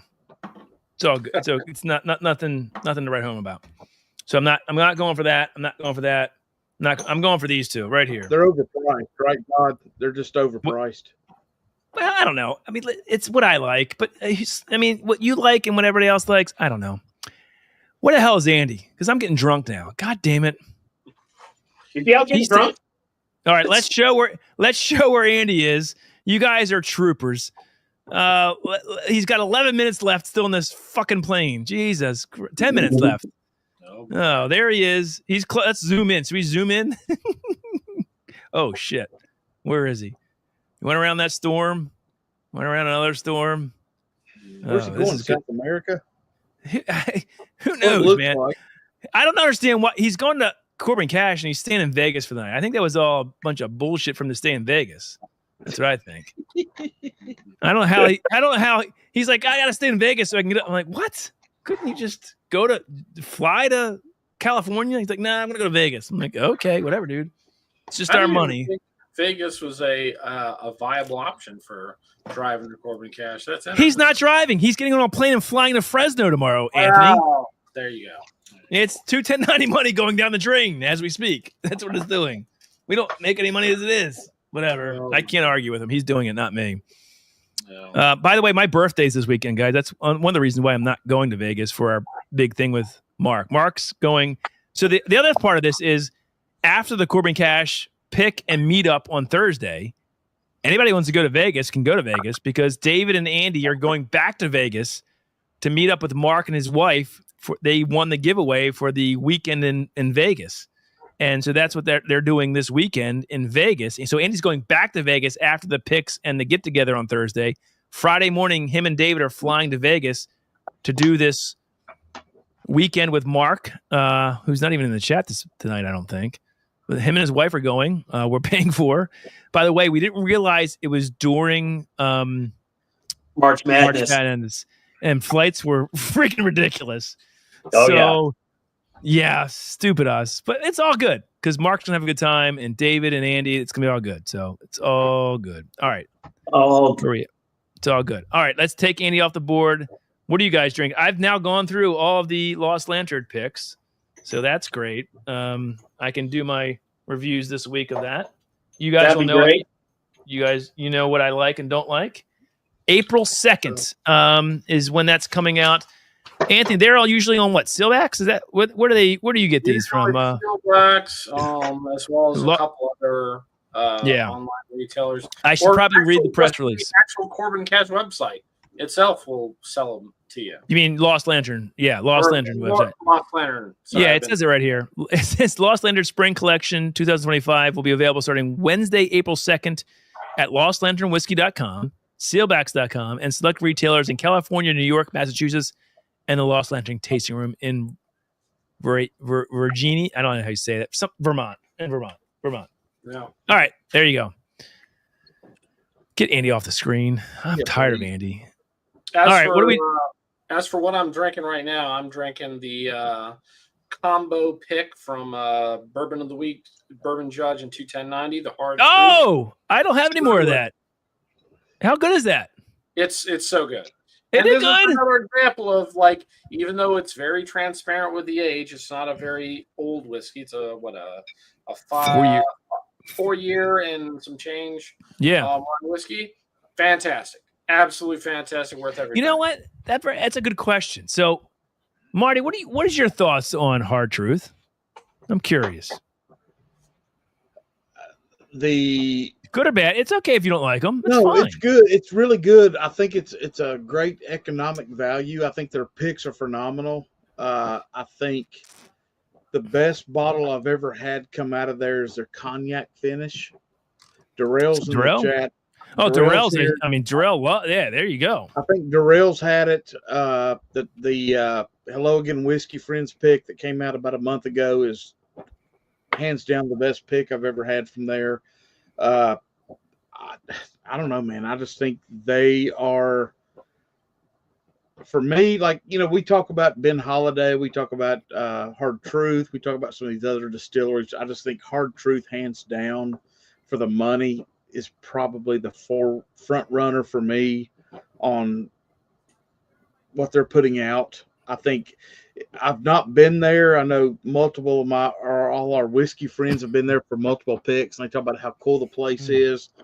Hopefully one day I'll get there, but yeah, I think Hard Truth right now is just absolutely just setting the world on fire. me and Jeffrey and Darrell and Kelsey, we've all talked about it and Whack about getting some of those cognac finishes because holy hell, that shit is so good. Well, there you go. Have you tried the caramel malted rye? No, I have not. I don't think. That to me is one of the pinnacle things that Hard Truth Yeah, makes. see. I mean, it's just another great bottle there under $100, man. You know. All right. Sweet Match Anybody else? picks I have tried are really good. CA Scotty said, "Yeah, man, they're All right, I killer." want to invite anybody who wants to come up. I'm going to put the link in the chat. Why not? It's late now. Who cares? Andy will be here any minute. Let's have some people in here. You guys want to come on? There you go. Come up. Anybody else? All right. There we go. We're going to go probably till at least 12:30. Andy says he's going to come on. We have to stay on until Andy at least comes on and then whatever. All right. I'm going to drink a little old line action. Come on. Frank, I know you're a big fan. This is our pick. Let me ask you that. Let me ask you this. Rye. Their single malts, I think, are great at finished and a higher age. But I think their rums, people are all talk, at least in our community, people are talking about the rums from these guys, right? So if we were to do another pick from Old Line, would you rather have it be a rum or a higher age statement or a really nice finished single malt? What would you like? Marty? Rum, hands fucking down. The rum is pretty fucking awesome. Dude, their port finish, their bourbon barrel finishes. Yeah. That'll make you tap your foot, man. I'm just saying. Anthony, what about you? And hold on a minute. Hold on, Anthony. But I'm just saying for the value that you have to pay for those bottles. $45. Yeah. Hands down. Yep. 100%. Go ahead. Yeah. Go ahead. Sorry, guys. Yeah, Old Line rum, Marty. They're all agreeing with you. Yeah, I'm not kidding. The Old Line rum is in a tremendous value, but I hate to say it, I feel kind of snobby saying this. I really like those finished barrel picks from Old Line. You know, especially the good ones, like the one I did with another group of mine, the Vino de Naranja, fucking fantastic, amazing. I mean, incredibly good. Yeah. So I'm like. You know, like the rum has a ceiling of quality to me because it's like very flavorful, super flavorful, a wonderful tasting, sweet experience. But it just kind of lacks a complexity and depth that I like. So it's perfectly priced though. It's so good a value for a whiskey, or not a whiskey, but a rum. But what's up, Mark? Mark's here. What's up, Mark? What's up, Doc? Good, Joe. What's up, Doc? All right, I kind of agree with you. I mean, listen, I'm not gonna knock I love the rum, but I still think our 8+ year single malt that we did was phenomenal. Mark, you've had both the single malt and the rum. If we went back to Old Line, what would you? Single malt. Oh, so you had the rum. The rum. I like the rum a lot. Yeah, the rum's good. All right, so there you go. Yeah. All right, I don't know. I mean, I don't know. All right, Frank, you're a big Old Line guy. What do you think? What would you rather be a part of, a rum pick or a single malt pick? I mean, it's like picking your favorite child. As far as I'm concerned, the rum is just. I think it's a little bit of recency bias. I think. However, it's hard to refute that rum was just stupidly good. You know what, there Frank, isn't anything like it out there. Yeah. I think that's why it's really great. Yep, I think Frank hit the nail on the head, man. It's because the rum finished stuff we don't see enough of. I'm sorry, the rums that are finished we don't see enough of. We can see single malts here, there, everywhere, but these rums are just spot on. They are. Frank. I didn't mean to. I agree with you. They're so fun, not only for straight up drinking, but I mean, like I was telling you, Todd, I figured out 4 or 5 different cocktails and shots to use with this thing, and everybody loves it. So I mean, it's versatile. It's tasty on its own. We don't see it very often, so it's unicornish in nature. The price point is ridiculously It's good, ridiculous. The question is right? how long it's going to So- stay that way. Yeah. What's that? Rum? You talking Yeah, about the rum. Yeah, the rum. So Yeah. cocktails with that rum, I'm all ears. Oh, would you, Frank? Tell Mark, Frank, meet Frank, Mark. What was Cheers. the cocktail you made with the rum that we have? So I did a coffee old fashioned that I utilized a little bit of coffee bean with that rum and steeped it for a while, and Oh my then God. utilized that as my simple syrup with whatever bourbon I decided to use it with. In fact, here it is. Here's the coffee liqueur that I made with the Jesus. rum, Look at this guy. Okay. and And you put the sugar in that, it- so that's the syrup coffee liqueur, or use that separate syrup? actually just a little bit of agave, and that's about it. Yeah. Okay. And that's just that rum with ground coffee in it. Yep. Did you use Wow. a drifting drams coffee? That's the big question. Oh, he doesn't know. Yeah, he needs See, why you got to call me out? he needs a You ought to get some driftingdrams.com. It's great stuff. That's It's right. amazing. There you If go. I do it, I'm going to use some. There you go. That's a good But plan. I tell you what, though, everyone that has had that cocktail loves it, and they're trying to figure out where the sweet kind of fruity note comes from. And I keep telling them it's the rum, and the rum with that steep coffee in it is a fantastic add. Mm-hmm. Corvette Trey, was that the single malt or the? I assume the molasses bomb. I mean, I maybe it was a single. To me, our single malt pick that we did, the 8+ year, that was a Tootsie Roll in a glass. To me, that's what that was. Yep. Easily. That's what that was. Easily. Yep. Mm-hmm. All right. So the So, only problem with that is Pick we have. one. I guess. If we do another rum pick, the problem is that was what we had was a half a barrel. So that was 140. I mean, they're huge yields on these rums. They're like full, 100% full barrels. I mean, you're going to get 200 and probably 60 to 70 bottles in a barrel. So we can't sell that whole thing. That we're not big enough for that. But Are you we sure? could split it. Really? Yeah, I'm pretty sure. I That's don't a know, lot. Todd, the last 6 months, man, those rums. Make them Oh, shit. handles for There's 60. people in the bottle. Oh, shoot. Oh, hold on. We got. Oh, sorry. We got people. Jarrell. It's a full Kadir. house. I'm sorry. I'm people in the basement. I'm like not even paying attention. Sorry. No. By the way, cheers. Kadir. Cheers to you, gents. Darrell, what's up, brother? Cheers. Do you have your pick of the rum that you did?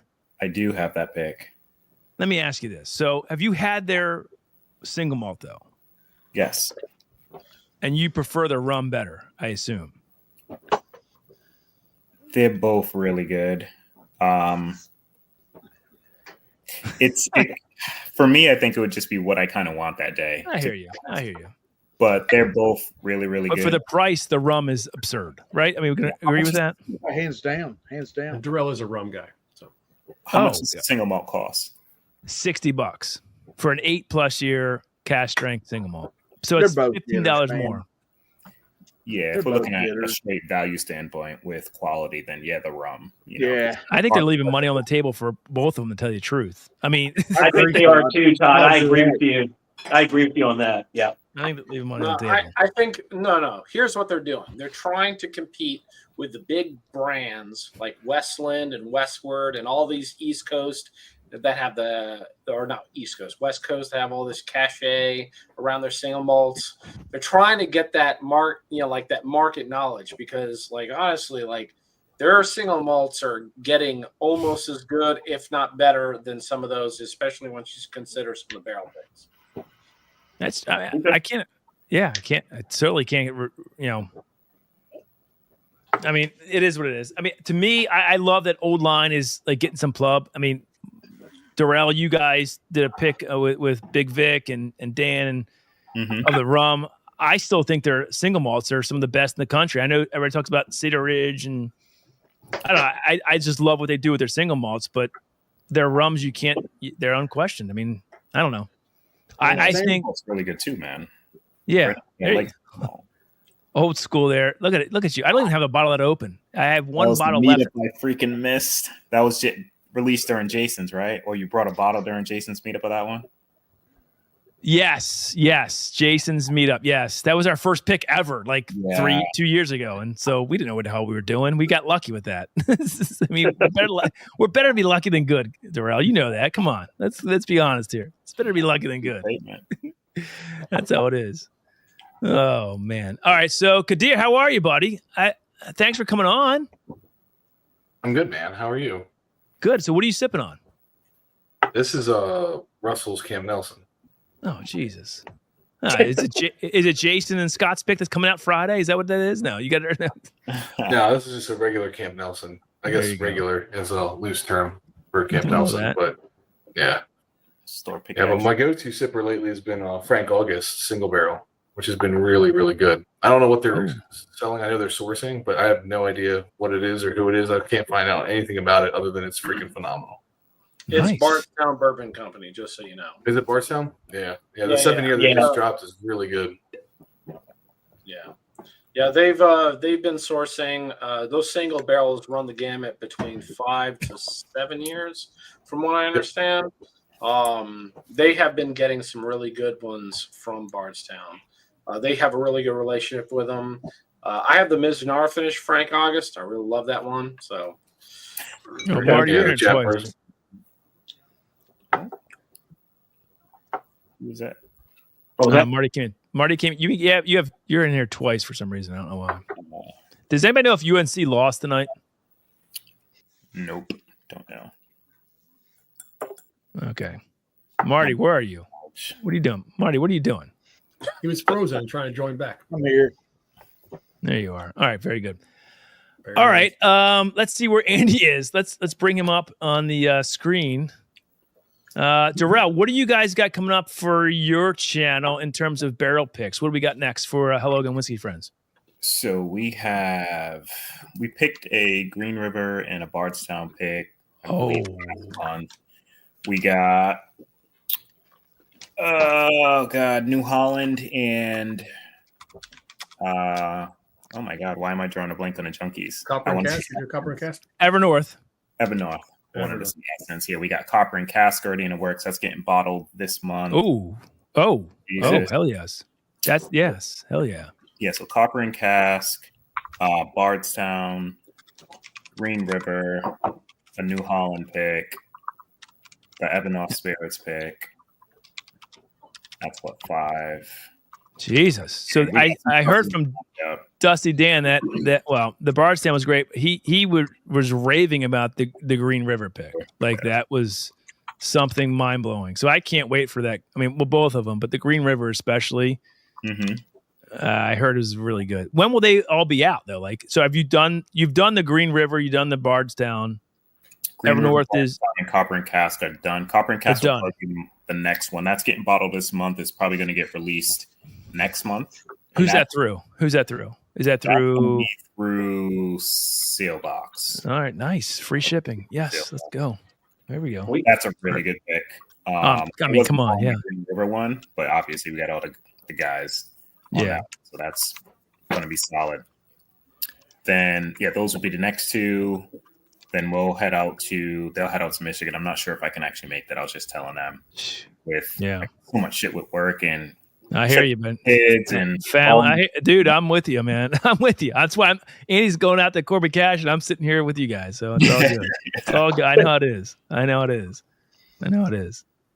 all good. Things in the works, man. Excited. You know, if you want to do a pick, these guys, Fordham Lee, out in Middletown, Maryland. Hold on. Far from me. Yep. Hold on. Let me highlight you real quick. Where are you, Kadir? I'm in Western Maryland by Cumberland. Oh, okay. But these guys, Fordham Lee, they're doing their own distillate in Middletown, Maryland, and this is a barrel pick. Anthony, have you heard of these guys? Frank, have you heard of these guys? Thanks for really good. I'm gonna have to this check is them their out. high rye. This is their high rye. They also we're have in straight Maryland. bourbon. Middletown, in between Frederick and Hagerstown. I've never. Anthony, have you heard of these guys? Frank, I've heard of them, but I haven't had anybody actually talk about tasting them before. before. So I that's picked these guys up from Galaxy Liquors in Hagerstown, and this All is their right. store pick, barrel strength store pick high rye. So do you know Um, Barrel Nation out there in Hagerstown, Kadir? Yes. Mhm. Yeah, I do. right. Yeah, John. Yeah, they're big. Yeah, we're trying to do something with those guys. Yeah, I love those guys, and I actually have a lot of their picks sitting on the shelf Behind you? me. Nice. Yeah, like that's All their right, there you Elijah go. Craig pick, and then I got their Woodford double oaked. All Over right. there is some of my Old Forester, but these guys, Fordham, I'm really excited for what they're doing. Their own distillate, high rye bourbon whiskey. This one's 142.3, Thanks, Larry. aged 7 years. Check out our Patreon. On that. 142.3? Jesus. No, Jeez. 124. 124. Oh, 124. Okay. Oh. 124. I've never even heard of those guys, and they're in my own state. Jesus. I'll ship you All one. right. You want me to send me your info, and I'll ship you this bottle. All right. So I have like All right. 4 of them. They're phenomenal. Perfect. Yeah, Really, I'll really message good. you at the Patreon. Perfect. Yeah. Yep. Perfect. Nice. Yeah. Copper and Cask. Yeah. Is that the one you guys did with Big Vic and Mm-hmm. yeah. The Turks. It's a great value. I mean, that's a great price point on that too. It would probably be a pretty good price point, I assume, right? Probably no more than, I think it's going to be like maybe $64. I mean, come on. Hell yeah. That's great. Probably just under 8 years. It may actually even hit 8 years by the time at the end of this month. It's really close. Oh, jeez. And that'll be that. Who will that be through? You said That's the one through Silva's. hell yeah. Copper and Cask. There it is. Yeah, they got a lot of good get on stuff that. up there. They're right down the road, like 10 minutes from my house, man, which is lovely. So I Oh, go really? mess around with the barrels all the time with their. Darrell, I don't get you. You're up in New England and you're an Eagles fan. Tell me how you became an Eagles fan. I followed McNabb in Syracuse when he got drafted Oh. in 9. That's when I kind of transitioned. As a kid, I was a Broncos fan. There you go, Kadir. Which one's that, Kadir? I gotta highlight you. Hold on. Kadar. Sorry, Kadar. It's Cotter. Welcome back, Cotter. Cotter. All right, Cotter. Yeah. Cotter. There you go. That's their cigar that's- blend. Hell yeah, there you go. And I actually would put this up there. It's a $50 bottle. Really great. 7 years. I think it's MGP, but I'm not 100% sure. Almost. And then I think it is. It doesn't say specifically if it's distilled in Indiana, but I'm pretty sure it is. But either way, I would say for the price point, if you want to have a Magnus cigar blend like bourbon, their cigar blend's phenomenal for a $50 bottle. Yeah. There you go. Is it finished? All in right, guys. something? Andy has landed. Yeah. It will be won't be long. Andy will Cognac, be on stream. Armagnac, and port and sherry. So 4 finishes on it. Oh, 4. It's a good Nice. bottle. I had a single barrel version of that. Well, technically kind of like a single barrel version of it. But... Was that the one that they had in like the little box? I didn't get that. No, that was a couple different ones. They did like a rum cask one. I never did the cigar one like that. But I tasted that before they bottled them. So he blended 4 different barrels. So it was 4 7-year-old MGPs, one finished in each of those casks, then blended those together in one cask. I tasted that, which is kind of the version you had right there. But I also got to taste them individually, which was pretty cool. But yeah, all that bourbon though is MGP.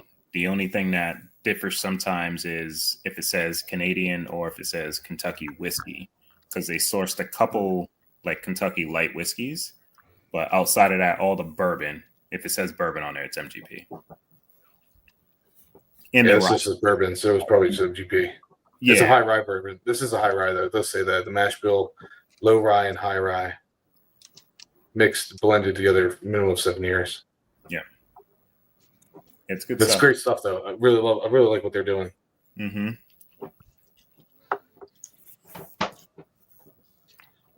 Like you said, the prices are great. Yeah. This, All right, Frank. Frank, you what do do you drink? wanna- What do you got there? If you do one of these Fordham Lees, I know the distiller out there is trying to do a lot of single barrel picks. This bottle I think ran me $65, so it's not bad. Good price point.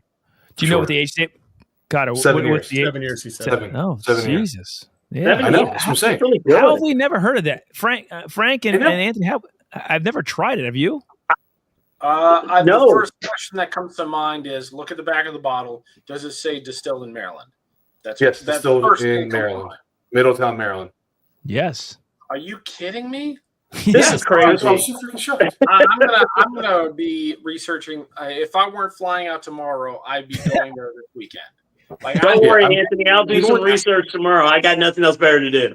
I will say this: I have seen some of their stuff on the shelf that did say distilled in Indiana, so I know that's MGP stuff. So I'm wondering if they just started dropping their own distillate. But you said it's 7 years though. That It's 7 years. Yeah, this is 7 years. Jesus. Yeah, that's crazy for an. That's crazy good. Like, I'm thinking because there's so many distilleries in Maryland, but to have distillate that's Maryland distilled 7 years old, even Sagamore doesn't have 7-year-old our Sagamore distilled bourbon that's 7 years old.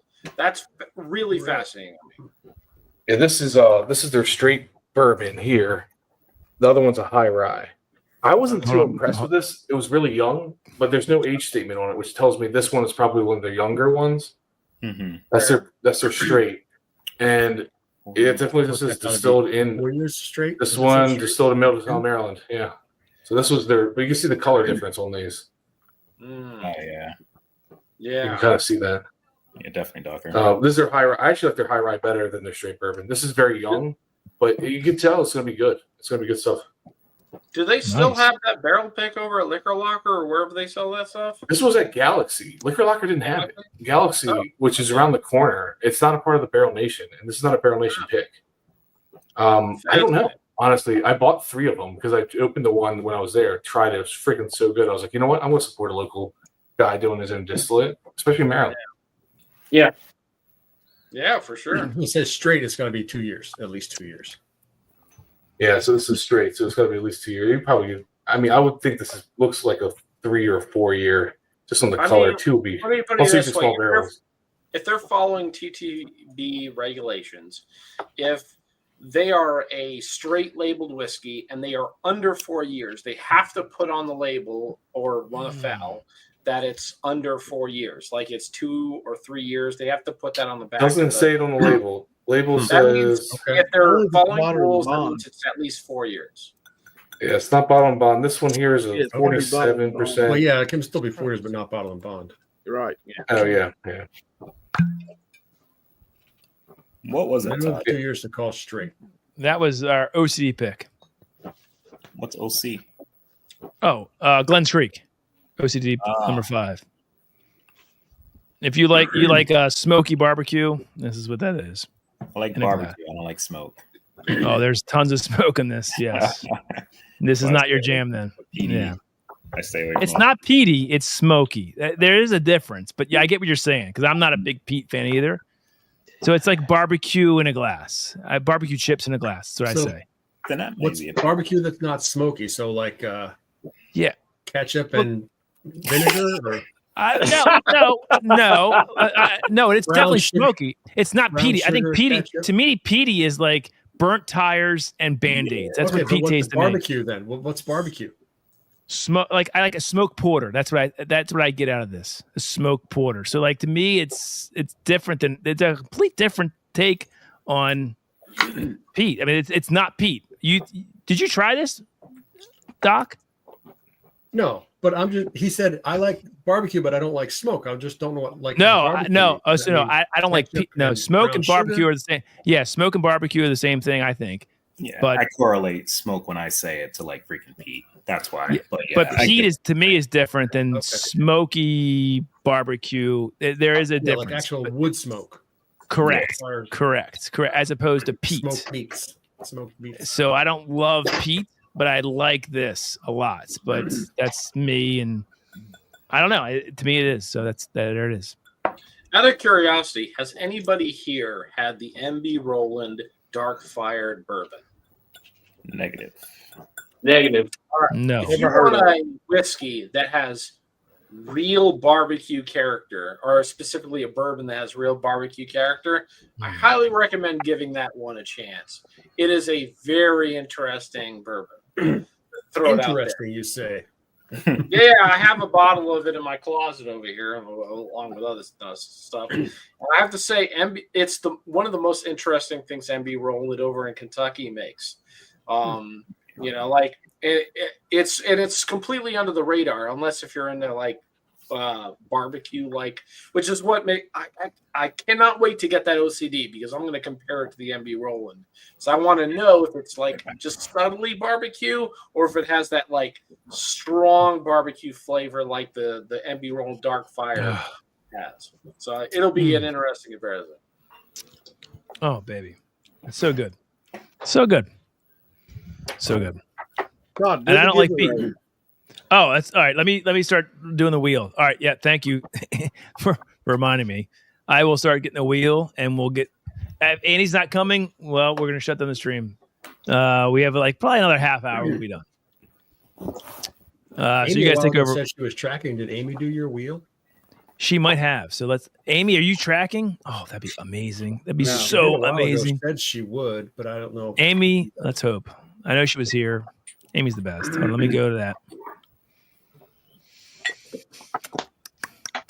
So what else is everybody drinking now? Are we done? I'm on OCD. Everybody else, tell us what you're drinking in the chat too. Come on, let's go.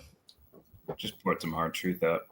I poured the cognac because Marty was talking about it earlier. Oh, hey, yeah. Finished it. There you go. There you I gotta go. get past the Franchi bunch. I have to dig through That's the the one hard I truth.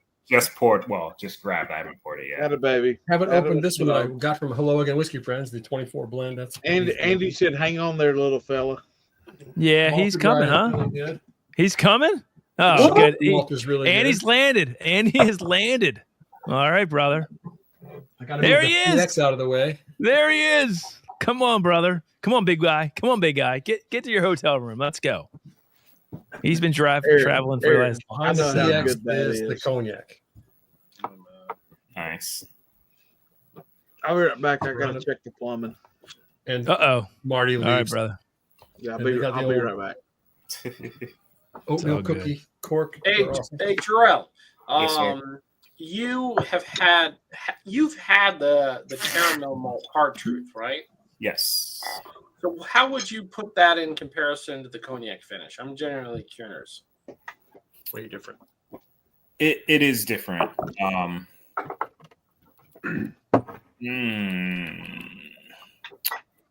Caramel malt's not finished. It's just with malted rye. Yeah.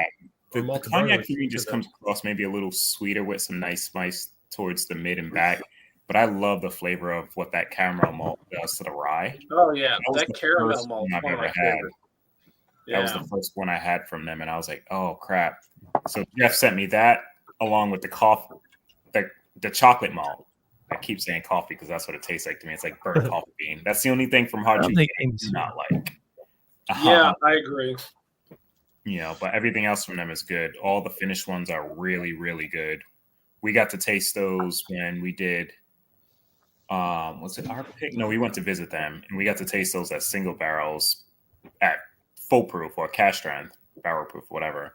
And it was like, holy crap, we can't wait for this. And it was probably about a year later, I think, is when they released, or like eight months or something like that. I was like, oh my god, this stuff's good, man. I love Hard Truth. Oh shit, top almost came off. Hard Truth is good. I'm surrounded now. That you may dig out this from the back of my shelf. I was trying to hide it from myself, Marty. Thanks. Terrell, what are you most excited about for Hard Truth though? Like coming up, like what they have coming out. What are you most excited about what they're doing? There's single barrel bourbons that are going to come out this year. Yeah, right. There you go. You guys getting one? Come on, you got to be getting one, right? We should. I don't want to say we did because we haven't officially. We planted that seed the first time we tasted I'm sure. it straight from the barrel. Sure. Right. Yeah, we got a really good relationship with them, so I'll be surprised awesome. if we don't. But nice. That's what I'm really excited about. That stuff was absolutely ridiculous. Dude. I bet. Oh, I bet. So good. Yeah. When do you think that'll all be? My request for an invite, if possible, because it's only 2.5 hours from my house. Oh, we could work something out because we're definitely going back up there for that. Probably I would think mid-year, Todd. Okay. All right. A few months, I think they may be trying to do that. It was supposed to be this year for sure. Nice. That's awesome. Yeah, I got to try some of the Hard Truth Kentucky ones that were distilled by Wilderness Trail. I'm pretty sure they were distilled and aged by Wilderness Trail. Yeah, they those were fantastic. And I'm like, that's a harbinger for things to come for Hard Truth bourbons. Yeah. Oh, it's coming. There you go. Yeah, Yep. it's a completely The different. last profile. one on the back of the shelf was a pick I got from one of those. A1 did a pick around here. Good. The Wilderness Trail. Yeah, the Hard Truth Oh, hard truth. Kentucky bourbons. Hard Truth Kentucky bourbon. Yeah. Dude. They did 4 of these wine finish, right? Cognac, PX, Sauternes, or was there only 3? Spanish No, brandy it was was the other. There was another sherry. PX brandy. Oh, and what? PX Spanish brandy, cognac. PX brandy, cognac, sherry? Sauternes, and PX sherry? PX sherry. No, there's a PX brandy one as well. That's the one that I have. Okay. There's one that's specifically Spanish brandy. That's what they call it.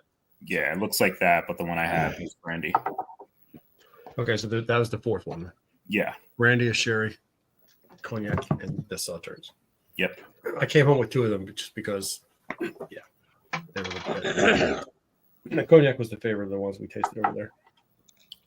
I think that was ours too. It was that. Actually, no. When we tasted them out the barrel, was the brandy one, and cognac was second. But they proofed them down, so it changed kind of the profile slightly. Yeah. They didn't proof them down much from what he said, to be honest. Like, because I don't have it here anymore. They're still over 100 and change, but he said it was like not much at all. But when we tasted them out, It's dark, and I'm not wearing my glasses. The cognac is 108. 108. Oh, okay. Yeah, that's the one I thought got proofed down a lot, but I think he said barrel proof is only like 112 on that or something. The sherry's 113. All right. I'm almost done with the giveaway. We'll give away the Lost Lantern 2025 Spring Collection 5 sample, and then the 2 Fred Minnick K-Luke single barrel samples that we got sent. There's almost all full of these little. That's what we'll do. All at once or 2 separate ones? 2 separate ones. So 2 winners tonight. 2 separate ones. Two winners. So we'll see what happens. I'm almost done. Andy will be joining us. All right, so we'll do that quick. Andy, where are you? He's Texas. He's on the ground. He's en route. Anything else? Did you pour the cognac? You don't have it. What is Marty pouring? The Hard Truth cognac. Do you have that, Marty? Do you have the Hard Truth cognac? Oh. I've had it twice, and I think it's fantastic. Darrell, what do you think of K-Luke? I'm curious. Your thoughts on K-Luke? I love what Jonathan does, man. I think he's a slightly underrated freaking blender, man. I think he's not a lot of people talk about this stuff, but I've yet to have anything that I've disliked from them. There you go. See, there you go. So, do you think their biggest issue is their price point and non-age statement on their blends? For me, like I had this conversation. For me, with Jonathan. Like age statement's cool, right? But like you look at Hard Truth, man, and Hard Truth has 2-year-old stuff. They don't really age state their crap. And like for me, it's quality, right? Yes, price would a lot of people impact their decision making, right, on a purchase. Mm-hmm. But if you got a 2-year-old whiskey that can freaking beat out a 15-year-old whiskey, I don't need a damn age statement. You know what I mean? Like, yeah, like I can care less, right? If it's good. Oh, hold on. What do you got? There's your age statement. Hold on. No, but like so. Yeah, hold on. Hold on, Mark. Put it back up there. Yeah, it's the Hard Truth cognac age statement. Yeah, right. Single barrels and other stuff don't have that. You know, they just started putting that on there. Hey, Mark, send me a sample of it, and I'll trade with you or something. Okay. Is that all you got left, though? If it is, don't worry about it. I mean, it's half a bottle. Well, that's funny. Which one is that? The cognac. Yeah, the cognac. What did you try the sherry? Man. I got a little bit more of the sherry. I'm not going to send one sample, Marty. If I'm going to send you a sample, you give me your shirt. Right. I hear you, dog. Yeah, the cost of shipping one sample is the sample itself. Might as well throw like 4 or 5. Yeah. And they fit just right in that little box to hand deliver. I don't know if anything's all right, let's give away some stuff. We'll see if any comes here. Let me pull up the wheel, and we'll give away, if they're still here, we'll give away their first right, either Lost Lantern Spring Collection samples or the Fred Minnick K-Luke single barrel samples, which Is that his pick? These are his picks. He's 2 picks. Yes. Are they aged? Stated? Yeah, 9-year MGP bourbons. 9-year MGP bourbon. Look at that. Yep. 123.8 proof and 126 proof. So these were for the Super Bowl. These are the Super Bowl picks that he did through K-Luke. They're 9-year MGP. Indiana, they're MGP bourbons. So, all right, let's see what we got. George, hey there. K-Luke, please. Well, you didn't. We'll see who wins. All right, let's bring it up. Hold on. Jesus. Sorry. Present. Share screen. Let's do the wheel. If you're here, you can pick. If not, I'm gonna just. Can you guys see this? Probably not because I haven't brought it up yet. I did, Brian. What's Brian? Oh, there's Brian. I can't believe Brian still plays hockey. By the way, that's pretty amazing. I can't even walk up my street and he's out there playing hockey with people. All right, let's shuffle. How do I shuffle? Here we go. Shuffle. Guys, thanks for the support. I didn't really expect to do any of this, but let's give away some stuff and see if people like it. So let's see who wins the first. You get first right of refusal. K-Luke, 2 single barrel samples from Fred Minnick, or the choice. Winner's choice. Very nice. Winner's choice. Let's see. Winner's choice. I don't know. Whatever you want. So let's see who wins. The 5 samples from their spring collection from Lost Lantern. Yeah. Hey, there you go. He's on. Gatter, you're here. Look at this. Oh, I could pass it. I could pass it on. I got enough. I got a bunch of K-Luke coming. Give it to somebody. He doesn't even want it. You don't want one of them? Come on, man. You gotta get that. I'll take one. I'll take one. I'll take one and give the other one away. All right, so he'll take. All right. So he'll take one of this. All right, so let's do the other K-Luke. You can either one K-Luke sample or the rest of the Lost Lantern Spring Collection sample. So let's see what we have. All right, Cutter, that's very nice of you. We'll remove all your instances. That's impressive. Good job. Thank you. That is impressive. So let's see who wins here. Appreciate that, brother. And let's see who wins the next sample of that.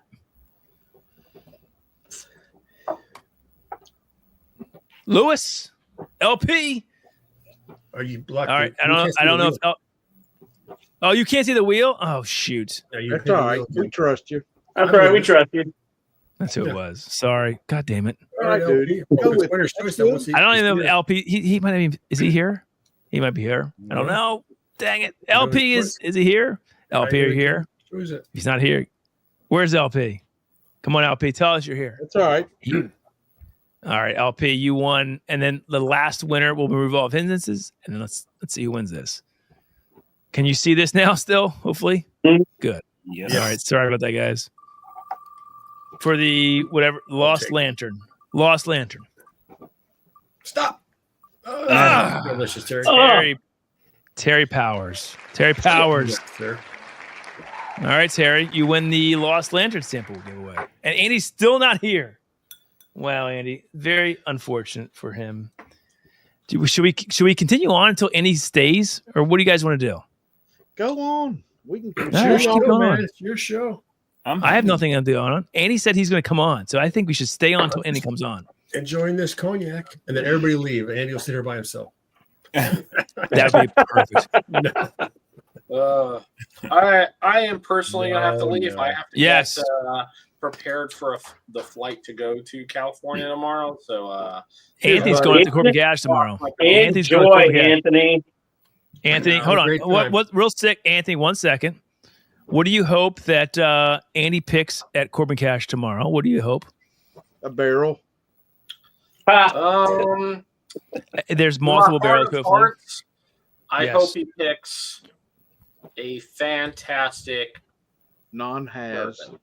Yeah, that bourbon he picked last time was fantastic. If he could get even close to that, that would be immaculate. The bourbon. All right, there you go. I like it. Like it. What about a sweet potato whiskey? Ooh, baby. I would love that. But I have no how that would be. I don't know how to sell for you, buddy. Oh no! Oh no! It is. No. Marty says put the kibosh on that. All right. I don't know, man. I don't know. It might be a hitter. I have no idea. I don't know, man. It's just hard. Their Rising bourbon are so good. I agree with you. I might veto if he brings home Well, we'll see. We'll see. I will give a proper vetting of whatever. That's true. You're gonna taste it. Yes, you will taste everything, guys. If you're in the not many people are out there watching this that are in the Atwater area, but we are doing a get together Thursday at 2 p.m. at Corbin Cash. Come one, come all. You can try the single barrels that Andy selects with David. Will you be there?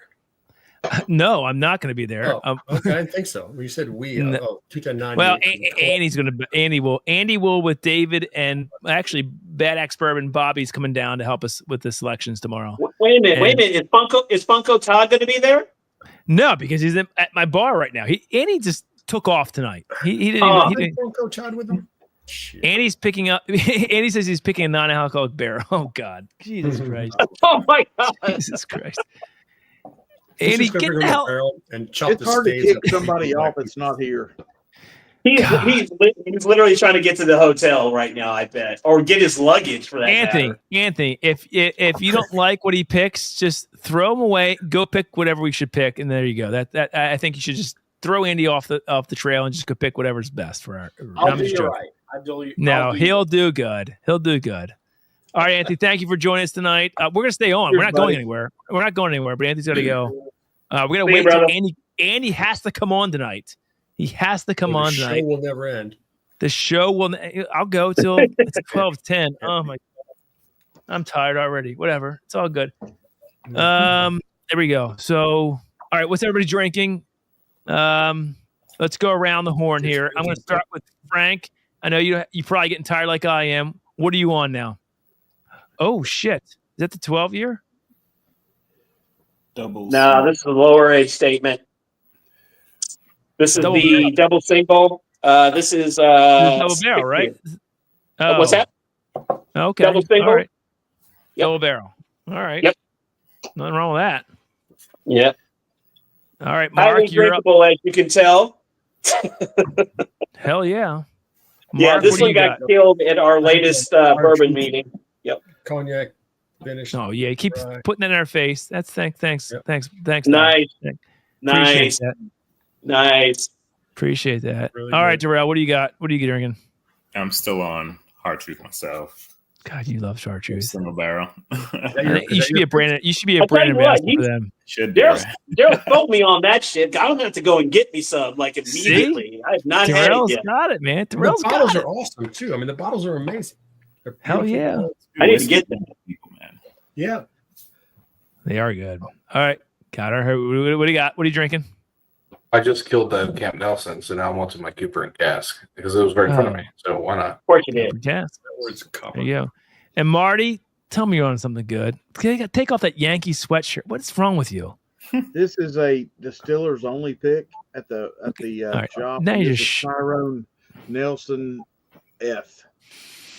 show So now you're off. just rubbing it in, Marty. Showing off. Showing off. You Just should do a rubbing bottle it of in. Thank you, Top Jimmy. Top Jimmy. Top Andy, let's get look. Yeah, everyone wants you to get there. Andy, let's go. How long does it take to get from the hotel from the airport? He had to get his badge, probably, Todd. Relax. He's full of shit. He's just taking his good old time. He's probably getting a steak. He's just watching this. It's all good. Wow. That's what he's doing. That electro bottle is similar to the. I don't think so. Mine's a 12-year actually. Heaven Hill 12-year. When we went there for the mash, what's that? Sorry. Something wrong with my screen. What's wrong? Oh, sorry. Oh, Stuck on sorry. Marty. I'm sorry. I don't get off of Marty. Shit. Marty's so beautiful. Sorry. There you go. Corey, it's not the same. Mine's a 12-year Heaven Hill. So me and Dan went for the shared board event and all these picks we have coming, we went to Lux Row and they had the double barrel or the double, and it was 12 years Heaven Hill. So a little bit higher age statement. Nice. Todd, we need Hard Truth. We did a Hard Truth pick with. Well, actually, we didn't do it. I mean, that was all Burn Judge. We just came in on it. I would like. So, Darrell, you've gone to Hard Truth and done your pick, right? That you went there and did it, right? I got a 210. We did it, but they sent us samples. We don't love that. That's not the best way to do it. For me. Yeah, it's not. Yeah, we did that on site. I also have Yeah, I mean, I think if you go, we wanted to go there on site. Other people didn't want to go there on site, and that's what happened. It was fun. It was really good. I think it's a really good, swing mash rye. And I love what they're doing. It's just we would want to go there. So I'd love to do one there, like Darrell does. Yeah, Darrell, you know what it is, right? Yeah, That's the place you want to do it too. So yeah, it's a whole experience over there. Yeah, it's a beautiful place. So where would you fly into? Like, what's the best place? Like, so if you're going there, it's Indianapolis. Yeah. How far of a drive is it from there? More than 10? I think it was a little over an hour, I believe, when we were there. All right. Maybe an hour and a half max. I think it wasn't nothing crazy. I think it might have been like an hour to an hour and a half max. It takes me 2 hours to drive to the Indianapolis airport. It takes me 2.5 to get the hard truth, but it's a little bit of a southern angle from there. Doc, where are you? You're in southern Indiana. Where are you? I'm in Illinois. Illinois. I mean, so yeah, okay. 45 minutes from the border of Indiana. Got it. East Central. Got it. Andy, the question is Andy going to the Moonlight Bunny Ranch? That's the question tonight, guys. Is that where Andy's actually going now? Where is Andy going? Is Andy going there? That could be that. Hey, that's a good YouTube right there, I think. Right? What do you think? Is that going to get us good? I don't know. All right, what should I drink next? What guys, pick what I should drink. What should I drink? Got any hard truth? No, I don't have any actually hard truth. Our picks are gone, and I don't have anything else from them. Oh wow. What do you guys think of What do you guys think of Old Potrero? I don't know what that is. Haven't had much. No, nobody like that was a resounding no. What do you have in Penelope? A malted rye, but Do you have any of the newer Penelope? Penelope stuff? Yeah. Drink your old line 51. I haven't opened it yet, but I just picked up their 17-year light whiskey. So I'm trying to wait to open that. Yeah. Good for you. Hold on. I'll get some Penelope. I heard that light whiskey was pretty good. I got a sample of it that I'm waiting to do a review with a couple buddies on. So I haven't tried it personally, but heard it was good. So I love this. Waiting for some buddies to share with. So if we do a bottle share, we should all. I'll bring it. What is this? What is that? That's Indianapolis Airport to Hard Truth Distillery. What is it? An hour and a half? Well, it's an hour and 4 minutes at this time right now. How long does it take you to get there? So you can be part of this pick team whenever you do a real pick from there. Not much traffic at 11:15 or midnight in Indianapolis. Yeah. It probably takes an hour and 20 minutes or an hour and 30 minutes, depending on the traffic part. Gotcha. But that's the airport to the distillery. That's not my place. From my place, it's like 2.5 hours. Gotcha. I got to drive through the middle of nowhere. It's in a beautiful place, though. Marty, what are you drinking right now? That wild turkey pick. God damn it. Look at you. You're still showing off, aren't you? No. I mean, I can go to the Still Austin Red Corn. Is that this year's variant or last year's? That's this year's. It's freaking great. It came out. Wait, hold on. No, it's last year's. Last year's. Last year's, yeah. 2025. Yeah. So that's a good question. So I haven't bought since are you guys buying that every year? Is it that different? Like I still have all of them from last year. I don't know if it's different. Are you, Darrell? Are you buying every year? Still Austin Red? I would just buy it through Stillbacks. That's what I would do it. Yeah. No. So the answer is no. Great shot. Sent me that one. I like the single barrels. I've had the red corn once, and I think I've had bottled and bond once. Everything else has been the cash trends. You guys should get down there and do a pick down there. That's what I mean, you got that set up too. There you go. Yeah. They got it. I decided to have some dessert. Oh, what do we got here? What you got? Havana. Penelope Havana. Oh, nice. Never tried. I'm a huge fan. I like it a lot. What do you? So am I. Frank, hold on. Let me switch soda. You got. Oh, that's so good. That's so good. You know, I have a couple of Urzo picks that are freaking delicious. So I haven't seen that one. The stay finish. Oh, yeah, no, it's just the first one. It's so good. This is literally just Hershey's chocolate syrup in a glass. I mean, so it's just good. stupid chocolate. Darrell, did you try that? No, is that Heaven Hill or is that their stuff? That's their stuff. That's the one we did with the whole group. It's so good. Okay, yeah, I didn't. It's really good. It is so good, dude. It's their stave finish. They're just putting out. It's so good. We had no idea it would come out like that. Find it.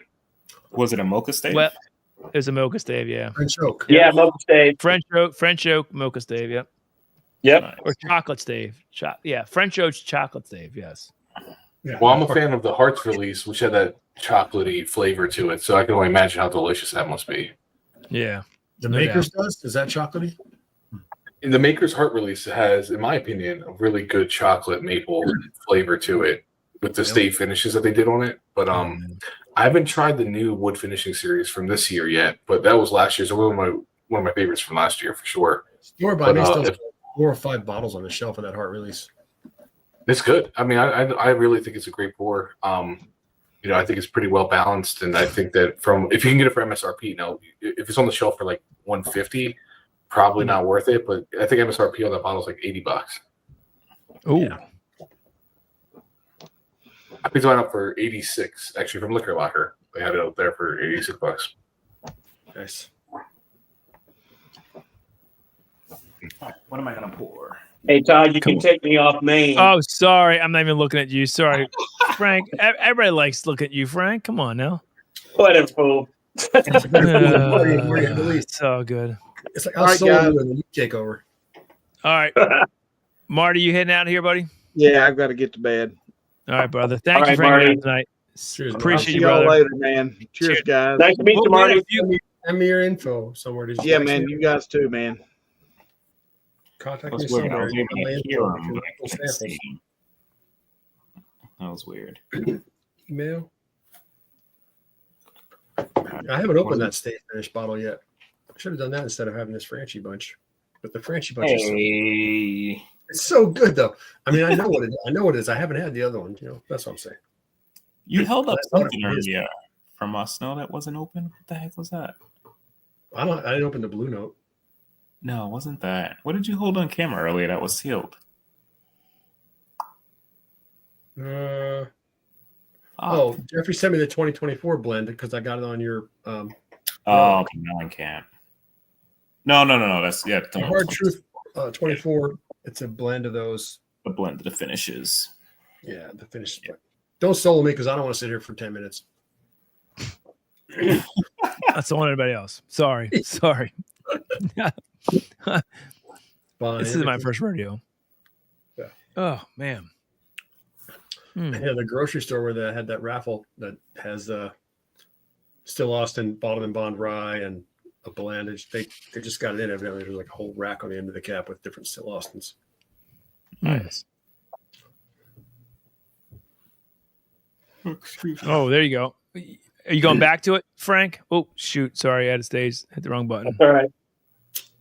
I know you didn't love it with the cigar. I love that bottle on its own. I'm telling you, on its own, it's great. I don't smoke cigar. I've been trying to get that bottle for 2 years, almost 2 years now. I think because it came out last year. I can't find that anywhere. Well, it's gone now. Yeah.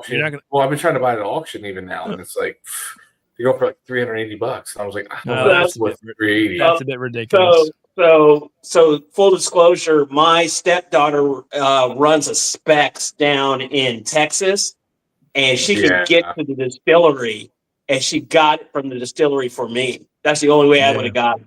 Look, I'm a huge Joseph Magnus fan, and what Nancy did blending that was phenomenal. And then when they contracted her to do this blend, I was like, I want to try it bad. Like, how does it stack up? Or what do you think on it?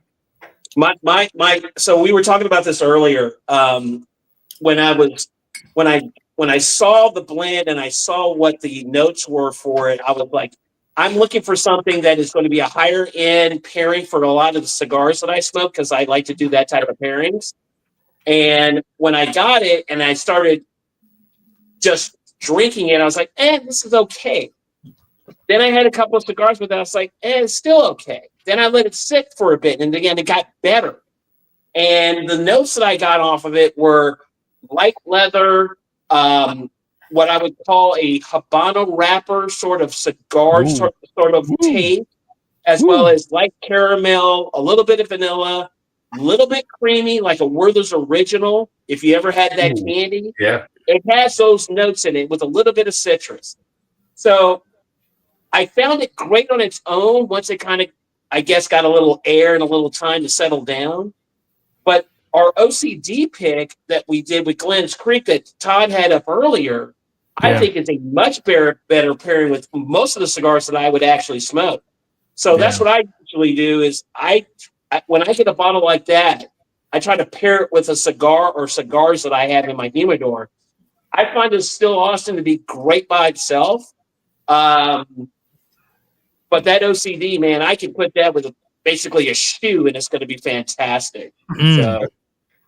A shoe. I'll be honest. I've bought probably 4 of the Magnus Batch 80s, like some of the earlier batches. And I have not had a better cigar blend in my entire life, and I just will continue to buy them. And like I like the cigar ones, so I pick up the Cooper and Cask. You know, the one I think that has really come close is like Elk. You know, the old Elk cigar cut. Yes, like the old Elk. Very, very good. I haven't been able to find the RY3. I've heard great things about RY3 cigar blend too. I haven't been able to find it anywhere. Yeah, I haven't seen that. Interesting. Huh. So, Frank, did you try that E.H. Taylor Corolla with the straight rye or no? I have not tried that yet. Okay. Because you're talking about the rye being made, it might bring it up. I don't know. Maybe I like a rye. I'm kind of a rye guy, so maybe that was my favorite. Okay, I'm gonna have to try that next. I didn't smoke a bunch of cigars. I don't have a whole cigar palette, but I'm starting to kind of get into. And that's I'm looking at my humidor that's basically half empty right now, and I need to do something about that pretty quick. But my bourbon is taking away from my cigar funds currently. There's a cigar. So I got very lucky and blessed. Well, and also my curse. My wife works as a medical provider, and a lot of her doctors, associates that she works with, love cigars. Obviously, bourbon. They've been in bourbon here for years, right? Like we're talking like when I went over their houses, they're like popping Black Maple Hills 13, like $10,000 bottles, and they're like, "Here, try this." I'm like, "It's freaking delicious." And then here I am going, I don't know what the hell I'm looking at like 2-3 years ago, and I'm like, now that's why I have the 300 bottles I have, but. Huge cigar, like walk-in humidors. One that I really have liked a lot, and they're big Davidoff fans, is Padron. I don't know how to say it. Padron. Yeah, Padron. Padron. Yeah, he passed away. Davidoff bought the brand. But what's really interesting is you can find a box of them for like $150, $200, but they put simple syrup on the tip of the cigar. Yep. When you smoke it with the bourbon, it just blends. The smoke's just phenomenal. Absolutely. So I phenomenal. actually have two autographed boxes from Jose Padron sitting in my pool room currently from when they had events here. So thanks for letting me know that I need to hold on to those forever. But I have a bunch of Padrones in my humidor as well, and they are fantastic smokes. Are they worth $20 to $30, $50 in some cases? No, there are better stuff out there that's 10 and 15, but it's the allure of that particular brand. And quite frankly, they're kind of like Pappy. They only put out so many sticks per year, and that's why they're that high. And they're proud of them. There's another one. If you're looking for when I was in Florida a few months ago, it's a little thing. If you're looking for like $22, the most expensive cigar I bought. Oh, there you go. If you're looking for an entry level one, the closest one I found is in that value space is La Fontana, which is like La Fontana is another brand that Davidoff bought. It was the value brand from Padron, right? And a box of 20, I think, is like running you like $100. So nothing too crazy. And I think that's a really great value buy if you're looking to get into like, hey, I want to go from Perdomo to something a little bit more. That is super smooth, great smoke. I like the Michelangelos because I like the longer smoke. They're the 7.5 inch longer, but like they're fantastic. Another one that blends, I think, great with almost any bourbon I've had. So cool. I'll have to check those out. my latest obsession is the 2006 Master Blend 3 from Oliva. I just got a box of those. And then Oliva also does their 135 anniversary Oliva V's. $107 a box for that. Those are fantastic smokes as well, especially for entry level folks. They're not very strong, good long smoke, great draw, well constructed, and they pair with about everything that you would put in your face. That's the only Padron I own. I just bought it in Florida a few weeks ago, like a month ago. Nice. Hey, Todd, can you highlight that real quick? Yep. 1 second. Let me get this out of the way. Nice. That's a great smoke, dude. Yeah, it's a little one because I'm not, I don't smoke a bunch of cigars, and I think it's a Connecticut, so it's pretty good. It looks pretty. That's good. nice. That's a great most smoke. expensive one I ever bought. Yeah. I don't have a bunch of pricey cigars. You guys check out the Puffs and Pours with Big Vic. Yeah, I don't know if Frank, you probably don't even know Big Vic. He does like some puffs and pours, which is of course what it sounds like. Big Vic's Backyard BS. Check him out. Yeah, I should check that out. Yeah, on his whiskey and smoking cigars. And it's like a different. That's basically my weekends. There you go. There you go. You get a sample of a whiskey and a stick and coffee too, because it comes from Drifting Drams. Okay. Ethan smokes a bunch of cigars. The Drifting Drams guy. Yeah. Right. So Catter and Frank also Darrell Whiskey saying, I mean, he has Hello Gun Whiskey friends. You got to check him out too as well. Great channel, doing a lot of great picks and good content. So check those guys out too. Will do. Absolutely. If you guys wouldn't mind dropping your channels in the chat so I can do it later. Somebody hit them later. Hell yeah. Anybody can do that for us in the chat if they're still watching. Andy says he's coming on any second. It's been like 15 minutes. He is the slowest. You're like the pining wife, man. Leave him alone for a second. I'm ready to go to bed. I'm drunk. Oh, come on, Todd. It's still early. It's still early. It's only 12:30. That's right. It's still early. It's still early. I'm an old man. I'm an old man, Frank. No, I'm an old man. Oh, hey, I have a birthday this Saturday. That's the other reason why I'm not in Vegas too. I got to go with my parents. Happy birthday! Thank you. Happy birthday early, my man. Yeah. Thank you. Heading down to How old are you turning? 28. 49, brother. 49. Oh, geez. You haven't hit the 50 yet? Shut the hell Here's up. the problem. I got a 20-year-old, I've got a 12-year-old, and I've got a 9-year-old. I'm screwed. I'm so screwed. Yeah, you're screwed. Yeah, technically you are so screwed. Because I've got it's terrible. It's terrible. I got too many kids, and they're all spread across age statements, so it's not good. I have an 8-year-old, so if you're 8 and 9, we put them together. It's easier with a group. I'm just saying. Perfect. Let's go. I'll come. I'm bringing them right now. I'll take it. I got 2 daughters, 5 and 8. So I've got all boys. I have my 3 sons. They're all boys. I can't make girls, evidently. I don't know what it is. I've got all boys. My house is a wreck. So that's all I got to say. It's just that's hilarious. I'll tell you right now, that's a fallacy. My daughters will fuck up your house any faster than anybody else. You should see my boys. Maybe that's true. I don't know. I don't know girls. I have 3 boys, and especially my younger ones, they just wreck my house. I mean, absolutely wreck it. Oh, is that who you were telling it was too loud earlier when you were getting on? Well, that's my oldest. He's down here. So he is 20 years old. He's in college. He's still up. He's in college, living at home, which is great because it saves me a lot of money.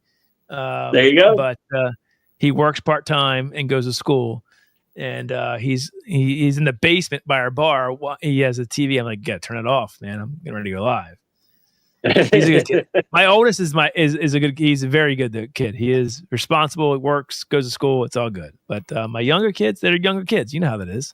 It's a shit show. It's an absolute shit show. Yeah, I haven't had young kids in a long, long time. Both my kids are over 30 and been doing wonderful things. So. Yeah. Do you want some? Do you want to feel it again? No, I don't need to feel that again. Thank you, though. Appreciate it. we can leave that scar alone.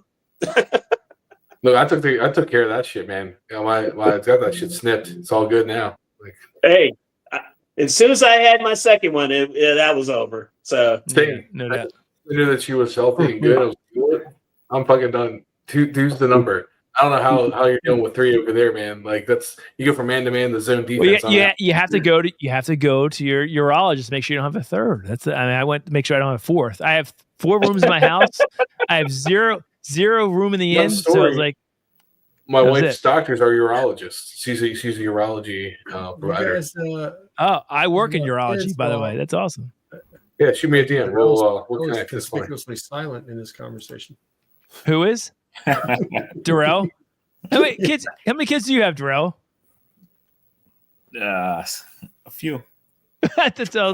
There you go. Hey, Darrell, cheers to you, brother. I know you have a few. I know you have a few. More than four. I'm not sure you can count them on. Can you still count them on one hand? Or is there still one on the other hand? It depends on the hand. Okay.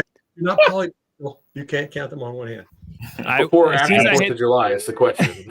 Me and the wife have 6 kids. Nice. Good. Great. I don't know how you do that. It's good for you, dude. I had to go to my urologist after 3. I was like, I can't have another one. I was like, fix me, doc. There's a storm coming, and it's in urologist. It was the best thing I ever did. Meteorologist. Best thing I ever did. The meteorologist. The meteorologist. 49 is a memory. Oh, Eric, come on, Eric. You're not that. Come on. 49 is a memory. Yeah. 49 now. That far back. Put those younger kids at work. Larry, I like the way you think there, though. If they only work, if they only work that way, that's puffs and pours. There it is. All right. Thank you, Mark. I have 4. Wait, stop. It has 4 girls. That's right. I do remember that. Yes. Too much pink, man. Two's a lot of pink. I'm trying to get rid of the fucking pink. Darrell, you have how many daughters do you have, Darrell? You have quite a few, don't you? 3 boys, 3 girls.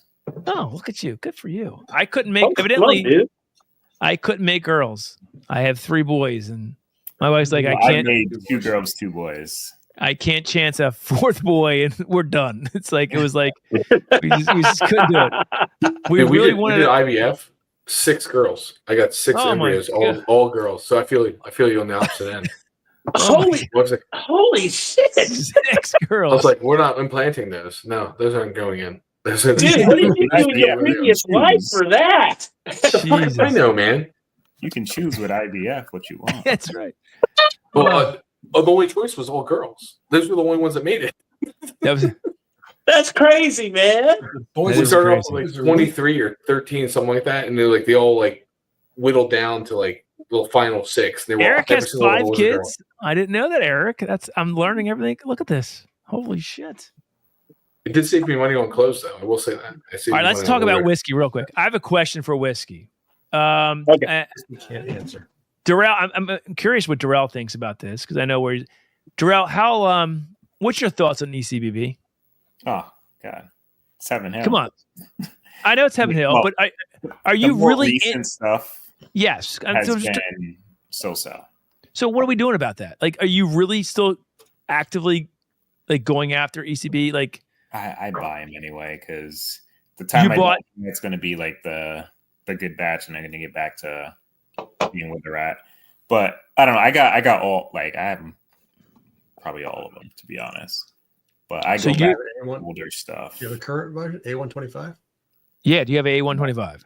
I don't. Neither do I. I haven't even seen it yet in Maryland. I've seen it. I haven't seen it anywhere. I'm not buying it. I was like, nah, my ECBP is filled up. I'm like, yeah, I buy them all. Get A125. I had been, but I didn't get that one. So Darrell, you're still buying them. Mark, I'm like you. If I see it early, I'll buy it, but we don't get it here early in Maryland. That's the problem. I don't get it early. Well, and so I hear it tends to get it early. So if you want it early, you got to order a month. You know, we talk about Corbin Cash being like 49, right? For 7-year-old stuff. Yeah. And ECBP, like the only reason we're having this discussion is because of how great it was, 4 years ago. It's going downhill, man. It's not worth it in my mind for the money. 10-year plus, right? For $69. Yeah. Right. That was worth come on. Good hour. And now I'm seeing that was worth it. push over 100. I don't know if you guys are seeing that. I'm seeing like over It's 129. Where are you getting 129? What are you? Yeah, where are you seeing 129? Store It's picks. $65. No, not store. Well, that's crazy for store pick too. For like 100. Yeah. Regular releases are like 65 around here. Well, no, I mean, I'm like I said, I just picked up one of those Barrel Nation Elijah Craig. That was only a small batch. That was $59. So $60. $60. That's a small batch. I'm just talking about the regular 3 release I think it was C925. C925 there was 119, and I had to order that in. So by the time I paid for shipping, it was like 140. But we didn't have it at the time, and I really wanted. I heard great things about 925, and I was like, you know what, I'll pick that up. Or 924. Sorry, C924. 24. Yeah, that's too much. Look at this son of a bitch. Well. What the heckle jackal? Look at this son of a bitch. Son of a people. Sticker. 64. Look at a sticker on it. I like it. Andy, there you are, brother. You're there. There's Andy. Welcome. Andy's here. Hold on. I feel like I should do. He's got. You made it. Do about 10 Get shots. that skyline a little bit more, man. I did make it. And Where so I are just you? want to say, I did Are you not atop think the you Cosmo? would actually be up this late. See, Because I actually told you to do this just thinking that you actually wouldn't stay up this late. I was So, waiting for you. We So with tracked that, your honestly, plane. guys, I'm tired. It's good seeing you, but Todd, thanks, buddy, and I'll see you guys. Not too late. This fucking guy. This fucking guy. This fucking guy. Oh, well, let's bring up Ben. It's better than to have Ben. He brought the boom microphone and then dipped. Ben's here. It's a party now. Let's fucking Let's go. do it. If you Let's pack the boom, go. like you're serious. Ben, you brought that. That's funny that you brought I that. know. That's well done, Andy. That's a What sure hotel you microphone. at there? Where are you staying in Vegas? Oh, I'm at the Alara. So it's on 21090 dime. That's great. There you go. Todd, just to let you know, I did upgrade to the Kapua suite Oh, because fuck. it's on our dime. So Oh, it's no. pretty nice. You'll see that. We're bill. negative money now. That's great. Out there. That's a Nice. Benjamin, how are you, Ben? Where you been all night?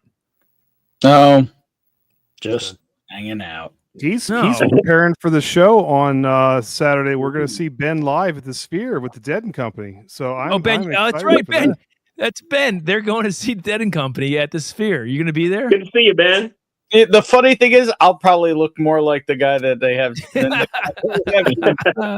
You going to Vegas? Shit. Yeah. Come on, Ben. Come on, Ben. He's talking about the Grateful Dead tribute, and Ben is Jerry Garcia. Oh, There we go. got it. Okay. I missed So it. Andy, we had a discussion while you were in the plane ride over to Vegas for the last 3 hours. That's total wine right now. $98 for Elijah Craig Barrel Proof. That's $98. that's- That's fuck. I Goodbye. Yeah. See ya. That's what I'm saying. Like I you guys be getting a lot better prices. I'm getting up here around the Baltimore and Western Maryland areas because I'll tell you, like, $65 all day, right? Yeah. 90, 100, 120 now No, for yeah, school exactly. picks. I'm like, it's not there for me anymore. You know. Wow. Let's see. When was I in? When were you in Nashville? In July. So that would have been the 5. I don't know. I saw the latest Elijah Craig Barrel Proof when I was in Nashville was like $100. I said, no, I'm not going to buy that. I'll wait till it comes to my store. No. And eventually it shows up here for. Andy, when's the last Six. Elijah Craig Barrel Proof you bought? Honestly, be honest. That that I hadn't bought. Like, when is the last time? Because I know I've been like kind of crazy lately, so I bought a lot of them. But for our channel, I think it was C923. mm-hmm. Last one I got. I didn't Still buy. One. No, That was probably not. the last of the good ones, evidently. Yeah. That's terrible. I do. That's and terrible. Speaking of sip, yeah. Same let me thing get with my- Henry McKenna. I don't look for that anymore either. Like Henry McKenna, like Bottled and Bond, loved it Yeah. for a long time. And It's not they're- allocated It's more than anymore. Elijah Craig. Every show. Around here, it still is. It's still over like 60 They bucks or say- something. stupid Some shit. could be great. 60 is but MSRP. tough. Yeah. Bye, It's just Andy. not- No, goodbye, Andy. What the fuck? See Yeah, I ya. got a ton of the. Ben, what are you drinking, brother? What the hell is in this glass? I'm about to finish an MGP pick. I don't know. What are you drinking? MGP Penelope. That's what I was drinking. I was drinking Penelope. MG Penelope. MGP Penelope. I'm texting with Mike yesterday. What'd you text him 2 about? days ago. Maybe something happening. Oh, well, all right. Have you Be guys like that. have you guys tried the Founders Estate collection yet? Yeah. I Like have the them. We haven't weeded? tried them yet. That's what I have. Lot E and F, the 11 Hey, what year are you drinking? weeded, and I haven't cracked either of them. And I'm curious to know if it's worth cracking, but I don't want to do it alone because then I feel like an alcoholic. Well, the thing is, Bonnie loves Penelope, so I got to crack those with her. There you go. Andy, what are you drinking tonight? People want to know what you're drinking now that you just landed in Vegas. I haven't tried this before. I'm sipping on Oh, wine. Hold on. Carolina Reserve Pinot Noir. Actually, I found since at the we're- airport. So I knew What do you nothing. I got? didn't have time to go anywhere. Waiting for my bag. I grabbed a bottle of wine. Good for you. Good for you. That's The what you wine- did. The whiskey Hey, was insane. I wasn't paying the prices they wanted for the whiskey there. So Totally off Did you- topic. I share some good news I got today. You know, What's me, that yet? rarely do I ever share good news. Oh, hold on. I got to soul you. Good. All right. Bonnie had her 1 year scans today. Completely negative. Yes. that is wonderful news. Hey, Here's the body. Congrats, man. That's here's the awesome. fun. I love hearing that. That's great. Good for that. Hell Yeah. yes. For anybody who doesn't know, she's kicking the big C's ass. That's awesome, dude. Yeah. So Great, man. Congratulations to you and to her. yeah, Hell yes. she is casino free. I am just an accessory. Good for, wow. That's great news, buddy. That's good news. That's that's great. That was Bonnie? Earlier today. That's Nice. that's really good. That's Yeah, you're both awesome. going to sleep a little easier tonight. That's good news, Ben. That's Yeah, awesome. considering when she went for scans 1 year ago, the whole world kind of got turned upside down. Yeah, I remember that. Yeah. Ugh. That's awesome, man. That's really That's cool. rough. See, look at that. Great news. Yes, Dustin, that's very good news. Like Congrats, I said, Bonnie. it's very rare that I share good news. Well, it's very rare that we all get that quiet when you say you have good news. That's so true. That is true. we're excited. That is was true. Hey, I That's will say, I generally get a true, biscuit Tom. sandwich, so it's nice to have something positive for once. great. No, we all need it, brother. That's good stuff. Andy, tonight I drank through. Andy, you're gonna love this. That Lost Lantern sent us samples of their spring collection. I drank through them all already. We're giving away. You killed them all? Well, maybe. Aren't we having them on? No, they're not coming on because they want to come on at 5:00. Remember, we don't get home till 5:36. This is why I wanted you. Well, they to gave like- they gave us No, two you drank samples. part of it. Well, they gave us two samples, and I gave one away. That doesn't surprise me either. So it's all good. Andy didn't want any. And so, hey, Todd. guys, He just didn't wait want till any. Todd sees the room service bill. That's all I got to say. I have ways of No, firing shots back. I'm We're going good. to decline your credit card very You can't quickly. do that, buddy. We're both in that little access I'll account area now. figure out a way to. No, I Andy, mean, I'm going to. you should go see what they're pouring at the bar. I'm just saying. That's after we get off of this here. I'm going to go downstairs, hit the bar for a couple minutes, enjoy. It's going to be nice. I think play 6s and 8s on the pass line, Andy. That's all you need to do and make us some money back. Come on, let's go. I Come will on. say it's Are you kind in of cool Vegas being for in work? Vegas during March Madness. No, it's neat. get out. So- He's going to Corbin Cash tomorrow to pick us 6 Oh, barrels. yeah, I had to go there for work like 2 weeks ago. He's picking what, 6 or 7 of them? No, oh, What, God, Corbin no. Cash? Fuck. No, I get a deal once I get past 10, Ben. So we're going to. Andy, there was a question. There was a question tonight. Like, what do you want Andy to pick tomorrow at Corbin Cash? There was some discord about picking a lower age statement, cheaper bottle, possibly. Okay. I will tell you how I picked them. I don't Good. want to know the age. I don't want to know the proof. Yes. There I you just go. want to sip The on what I best. like, and what comes out because I There don't you want go. to be biased by the number. I don't want to be biased by the age. All that All right, stuff there you go. play Way to into do it. it. So Love it. That's There what, you go. that's what happened when we were. I got the youngest of the OCDs when I was out in. That's true. It Frankfurt, was the youngest. that he gave us. It was just barely. It just But, turned 4 years. It was my favorite one. I couldn't say no. I did not want to know anything about it. So I will continue to do them that way until it betrays me. But I don't know about you guys, but I like the picks personally because I want something that's different, right? Like, I can go buy a Buffalo Trace, Blands, whatever, and know what I'm getting pretty much every single time. But the reason why I like the store picks is value versus taste profile against that. So I love that idea. Like find what's cool, what's different, that tastes delicious. That can be, I've had store picks in my opinion that taste better than my old Fitz, VVS over there. Like, I was actually pretty disappointed with the old Fitz VVS this year. I didn't think it lived up to the hype personally. It's not a bad bottle, but when you start talking about like those multi-$100 bottles, I'm like, I've had some store picks at $100 price point that just taste phenomenal. Yeah, I've always gone by that adage of the Baltimore Ravens best man available. That's what we're doing for those picks, and I think it works because you also don't want to be a cookie cutter of what their traditional profile is too. So yeah, and Slapshot, yes, I have lined everything up. That is actually going to be charged to Todd's card because his wife sees those receipts. So fuck. No, she doesn't. No, she doesn't. That'll be fun. Well, she'll see them when I take a snapshot and send it to her. Hey, well, that's you, buddy. She knows I'm here, not you. We all know you're there. Trust me. Go. Hold down the fort, Andy. Someone's got to hold down the fort and do a long live stream. So, well, it's been 3 hours. That's a long one for us, Andy. It's a long one. And when he says us, he means him because Andy just got here. Well, he did travel across the country. I gave him that doesn't count. He was sleeping. We know. Hey, Andy, what did you do on the flight all the way over here? We were following your Hangover. Perfect. It was one of the movies on Southwest. That's perfect. And then I watched Southwest. I've never seen It's Always Sunny in Philadelphia before, so I watched like 4 episodes of that. It's funny as shit. It's hysterical. You've never seen It's Always Sunny? Holy shit. No. Danny DeVito. Is that Danny DeVito? It's Danny DeVito. Rob McElhenney, who's doing the Wrexham with Ryan Reynolds, is in it. How can that not be good? I have to watch that too. You need to watch Nightman. Who's the guy from Charlie? Charlie Day. Charlie Day. Yeah. He's they have an Irish whiskey? Charlie and one of the other guys. I heard about that. Is it any good? It's actually not bad. It's like Cooley sourced and something else. It's actually not bad.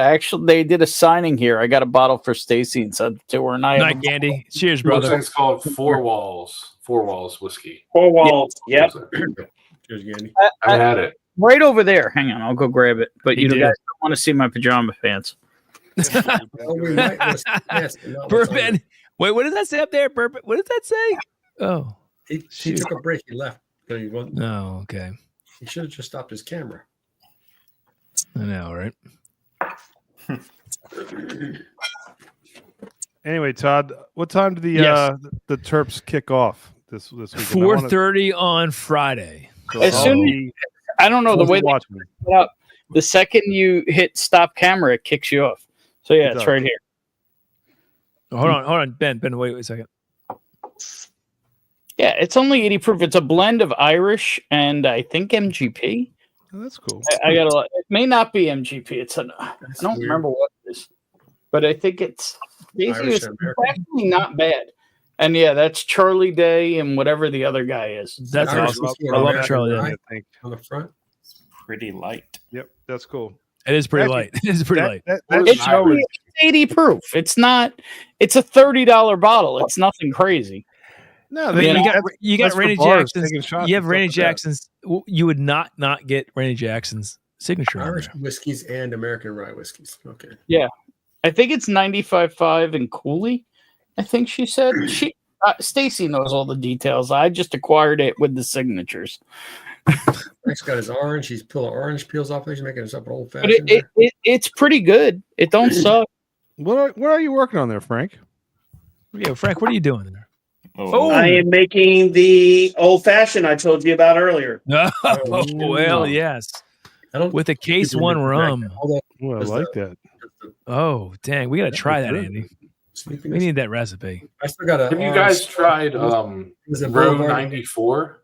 the new celebrity whiskey from Derek Bentley, country music singer, in collab with Green River. I was lucky enough to be at a store that was having a tasting of it. It's not out in Maryland yet, but it's supposed to be coming here soon. Row 94 is, like I said, Green River.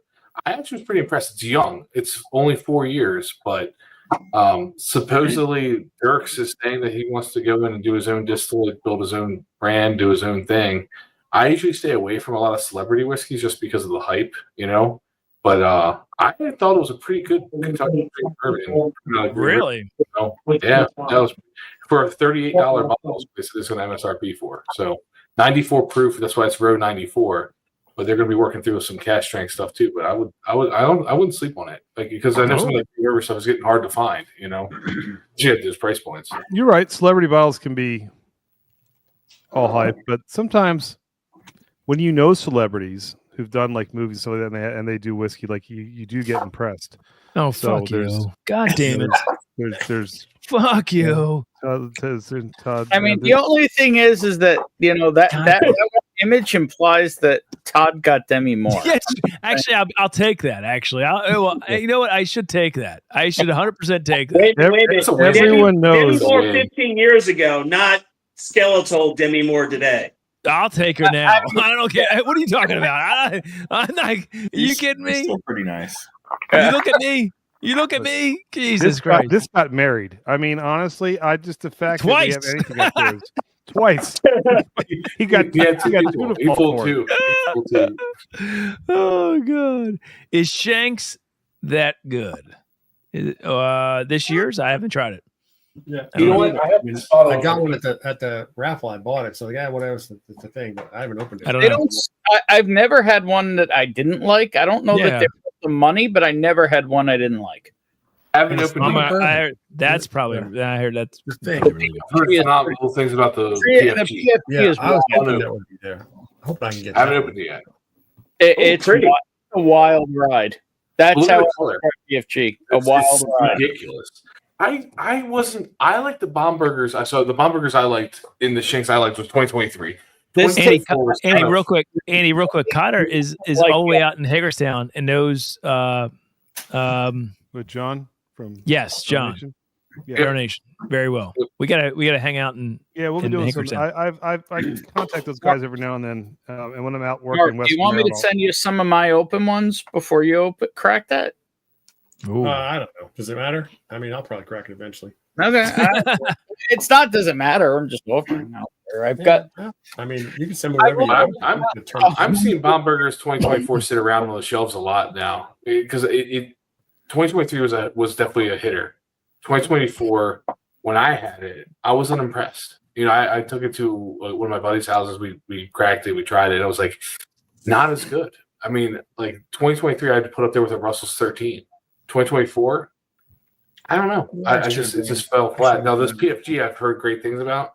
That I don't know, it's got PFG, amazing- it put a seatbelt on. It's a wild. I can't even tell you if I love it or not. It's a wild ride. Is that Shanks or bomb? Right now, It's bomb burgers. Bomb burgers, precision fine grain. Yep, right there. Wild Hold on. effing ride. Hold on. Yeah, I'll leave it there. Mm-hmm. not to change Pretty topic. fucking good. Wants to know if I pretty want anything fucking brought good. to the room. Should I 2025. sent up and put a card? Who? No, absolutely not. Yes. Decline. You want double eagle very rare. No, Okay. no, Ben. What are you doing? Ben, what are you doing? You want to see Todd sweat? Just start saying we're Yeah, gonna spend money. All no, of a sudden, we he don't- starts to He get did sweat. not make. You can No. start to see Order the the bulb. PDX. No. That'll This make him is sweat. This trip is costing us enough money. Oh, it's going No. to cost you a lot more by the I time you know see it the is. film when we get home. I know it is. Maybe at some point, Oh, I can't wait. what do you call it? Maybe at some point you'll go on one of these trips. Maybe No, we'll see because if that until ever then, happens. Strippers and cocaine aren't free. But What? They aren't not free, but free. they both smell great. It depends on which hotel you're in, Andy. It could be you can tell I gratis. just saw Hangovers. A bunch of guys together roaming the desert looking for strippers and cocaine. Oh God! Mm-hmm. At Did we least pop made the it. PFG? Yes, do it. For it. Do All it. right. All right, Just I'll do buy it. I mean, come on. Let's Come wait on. for Come on, Pop. Canada. Oh, If I could Oh, do wait. Pop. that, Canada, Oh, Andy. shit. Canada, Andy. Winnipeg. Has some- Winnipeg. Oh, For Winnipeg. that. That color is Ooh. really good, man. Just, That's a great color. just dive right in. Watch Dive this. Good dive. Is it Oh man, finished? that has candy. Remember, that's only 100.2 proof, but their I know. barrel proof is 104. Little secret. I'm getting the candy red fruit all day. Mm. That's so good. Nah, it smells- don't taste like candy red fruit. Watch this, guys.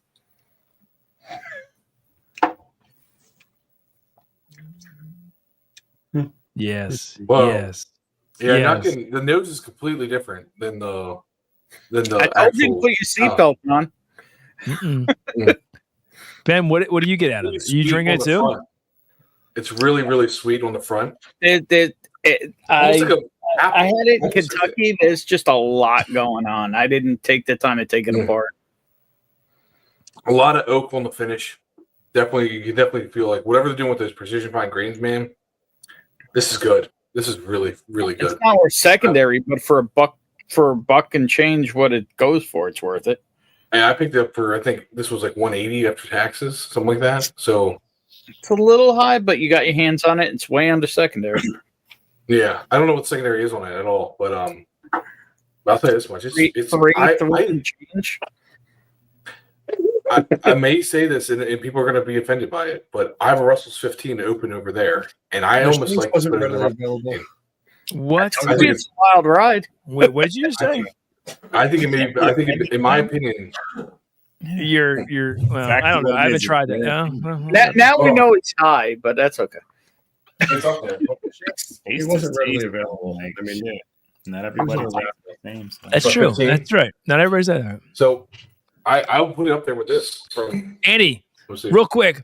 Thursday, yes, Gilbert's going to be there. You're going to be at Corbin Cash doing a get together with a bunch of fun. I mean, Anthony is going to bed now because he has to leave tomorrow to come out to see you from Maryland. So how excited are you, Andy? When you will have samples of what we pick for our get together at Corbin Cash on Thursday, correct? I talked to David today. We're not going to be doing any samples, and we're probably going to. No, we'll have everything out. Everything will be out, and maybe some surprise things stuff, that people haven't even tried above before that. Yes, that are distillery only. I've already told David that anything that's distillery only released, I'm not bringing back. No, why not? Because I don't want to see this. What'd you say? Hey, What'd you say, Frank? Don't worry. No, I allergies. I know I got allergies too. I get some Zyrtec. By the way, Frank, Don't worry. Frank, We'll Frank, figure it Frank, Frank. We're working on. And Cotter, you can come too. We have a big event, hopefully coming to the old line in July. We don't with know some that at all. So other see. I distillery. want to be there. Don't you worry. Andy, Todd is teasing the unknown again. All right, I may have I am spoke too not- soon. yes. The Russell's 15 is definitely still better. Oh, but- way better. Way better. I will say this: the PFG, I think has a conversation in there. Oh, Like all right. it's in the conversation for sure. I told you it's a wild ride. It's really good. And Todd, if you haven't had this, too. That's awesome. I'll send- we're gonna send you some. I'm gonna send you some. brother. Absolutely, Dude, it's thank- I love the fucking review of delicious. It's so good. It Just is. This yeah, is- I'll text you tomorrow. Or email you can send it to me because Todd gets all the Andy, samples. So because you don't review things for our channel, Andy. I do. I I review do. things. I do. Oh, whoa! What do we got here? We got a friend. So There we go. So this is Oh. my buddy Jim. I made a couple of those old fashions. Jim can attest to how good they are. Damn. Wow. Damn good. All right, That's Jim's good. coming to the next old line event so we can meet him. Jim's coming to our event too. Definitely got like the morning waffle Lego feel to it, like with the maple. Yeah. The real secret is Todd's flying out. To pair with it. No, that's local. So he Ben, pulled so I'll out be there. he He'll be pulled here out tomorrow, 90% cacao to go with this damn drink. yeah, so we're I saw that. having a great night. I don't know what happened here. I don't know what's going on. Yeah, We're losing control, Andy. That's appreciate you. 90%. You tired yet, there, little fella? I'm very tired. I'm ready to go to bed. Mm. It's been 3 hours. Andy, you can keep this going. Andy, you just got out there. You keep it going. No, Todd. As soon as you sign off, we all sign off. So you No, are the- not at I'll all. make a You're promise on right now. You're on now. You're in. As soon as you sign off, I'm shutting her down. You know I have no qualms about doing shit that bothers Thanks, you. Todd.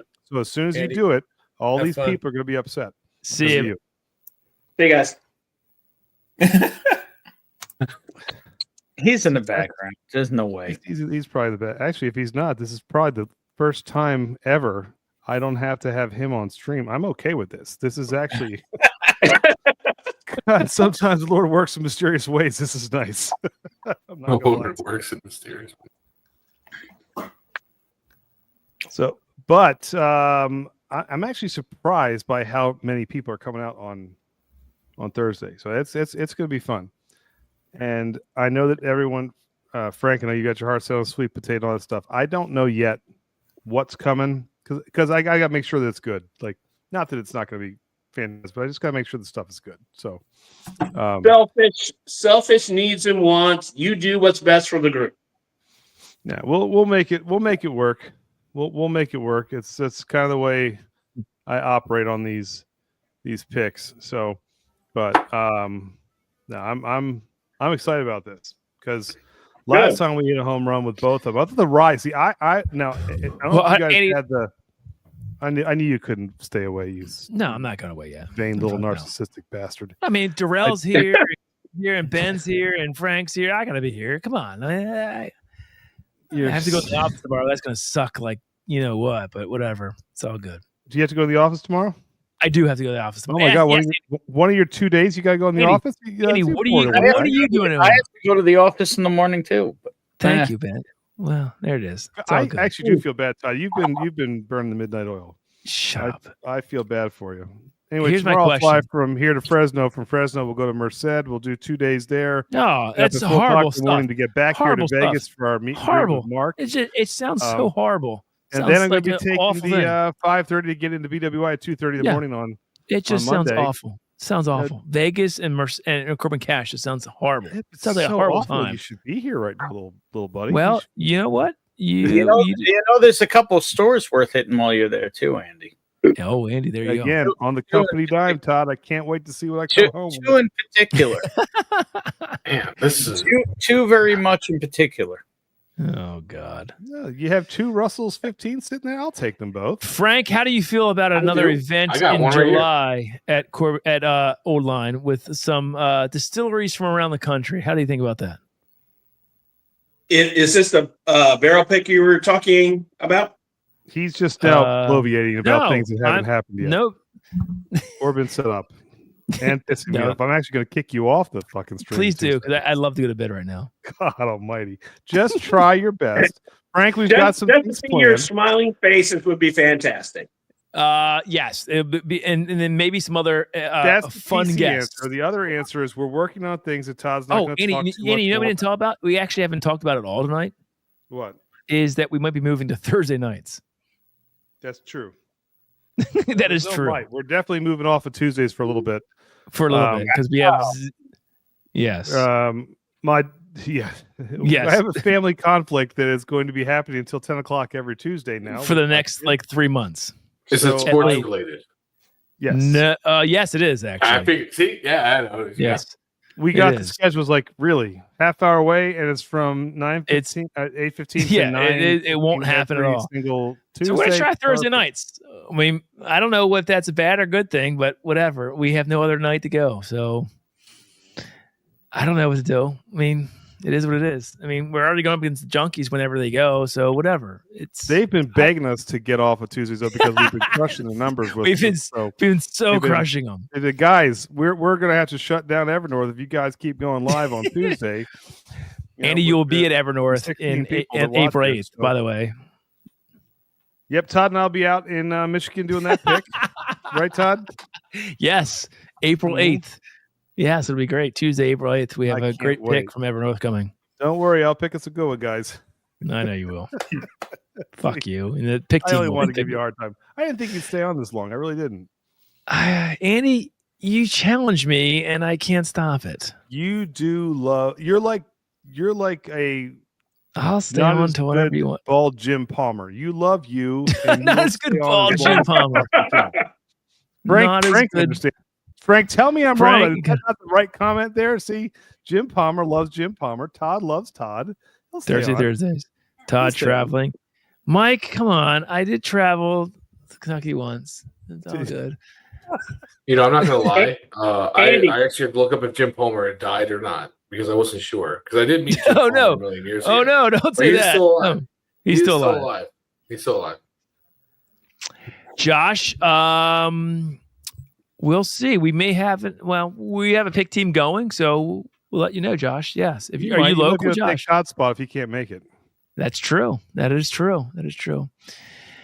All right, Andy. On that note, I am going to bed because it's 1:08 in the morning. Ben, Frank, Darrell, Kadar, you guys rock. Guys, Andy, thank take it you. home.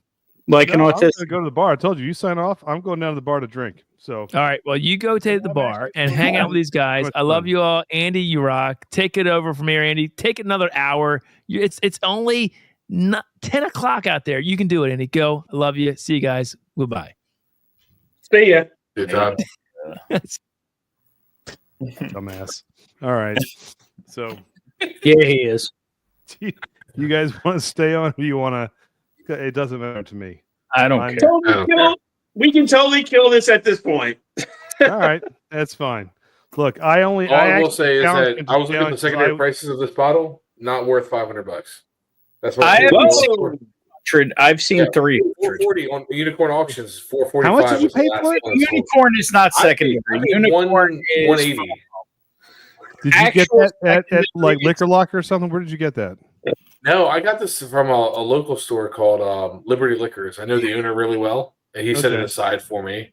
And I paid 180 for it, which I don't know what MSRP was. I was just like, you know, I'll fucking take it. You know, for 180. 29. Was it 130? Yeah, I think I so. paid 180 after taxes. You know, so That's not whatever.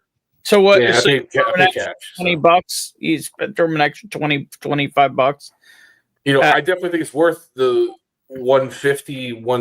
Like I would if it was me, I'd probably get max 200 for sure for it for sure. Yeah, Like I said, it's in the conversation of is it as good as the Russell's 15?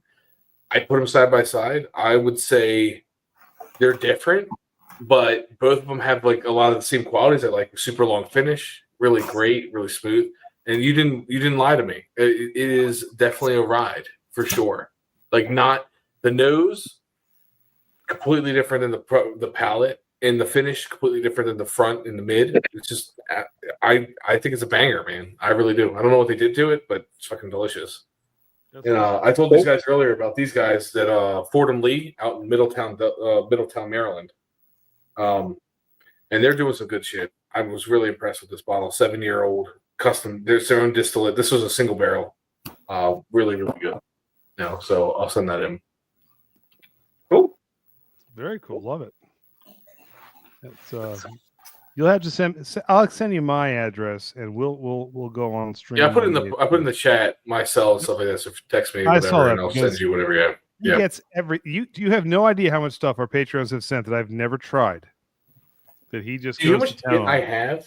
Like And I it's not like it's not like it's a 1 ounce to sample. charity. People will send us half bottles and stuff like that. How much I have?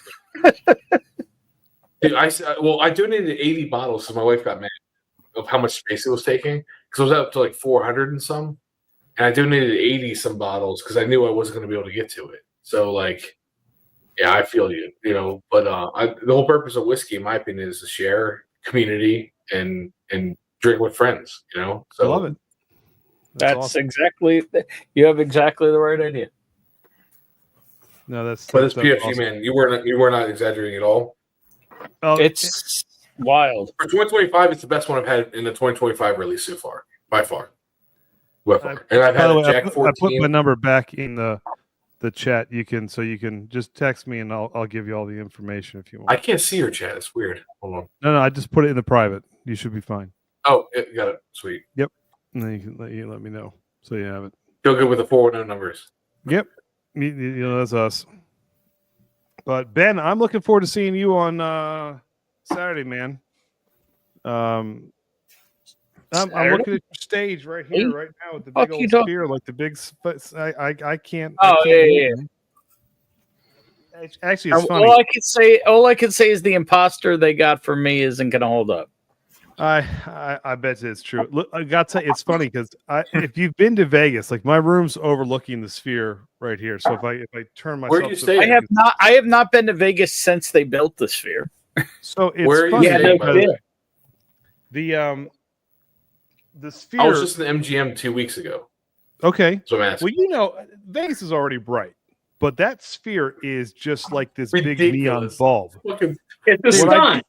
Hold on. Which Hold on, I gotta didn't show you realize. this.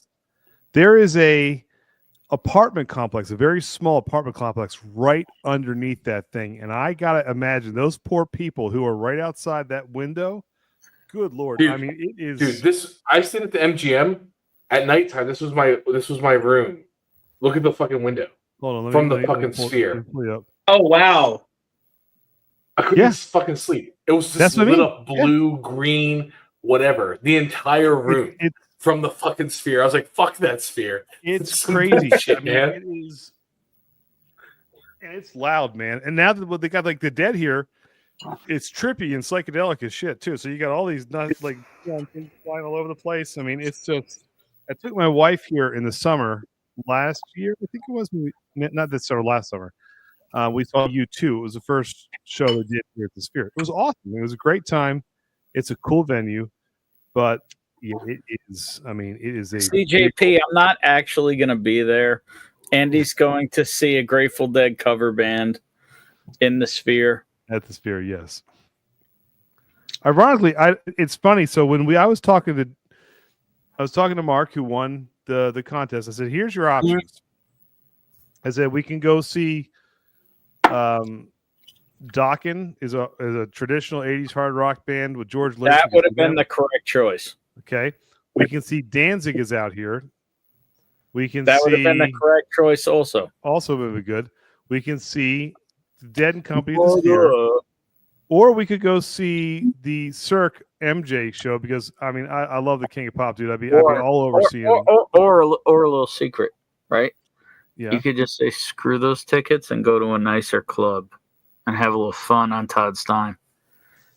Well, we can still do that Do it. after the show, Ben. There's no reason not to do it on. Now, granted, Sure it's my there is. dime too, but I would rather make him sweat, especially with see how he can write off some of those receipts. So You know, we'll have fun. But you yeah, know, I was hoping. you want to come back singing. I'm gonna make love to you, woman. Did I just hear the chef kicking in the background there? Yeah, that's correct.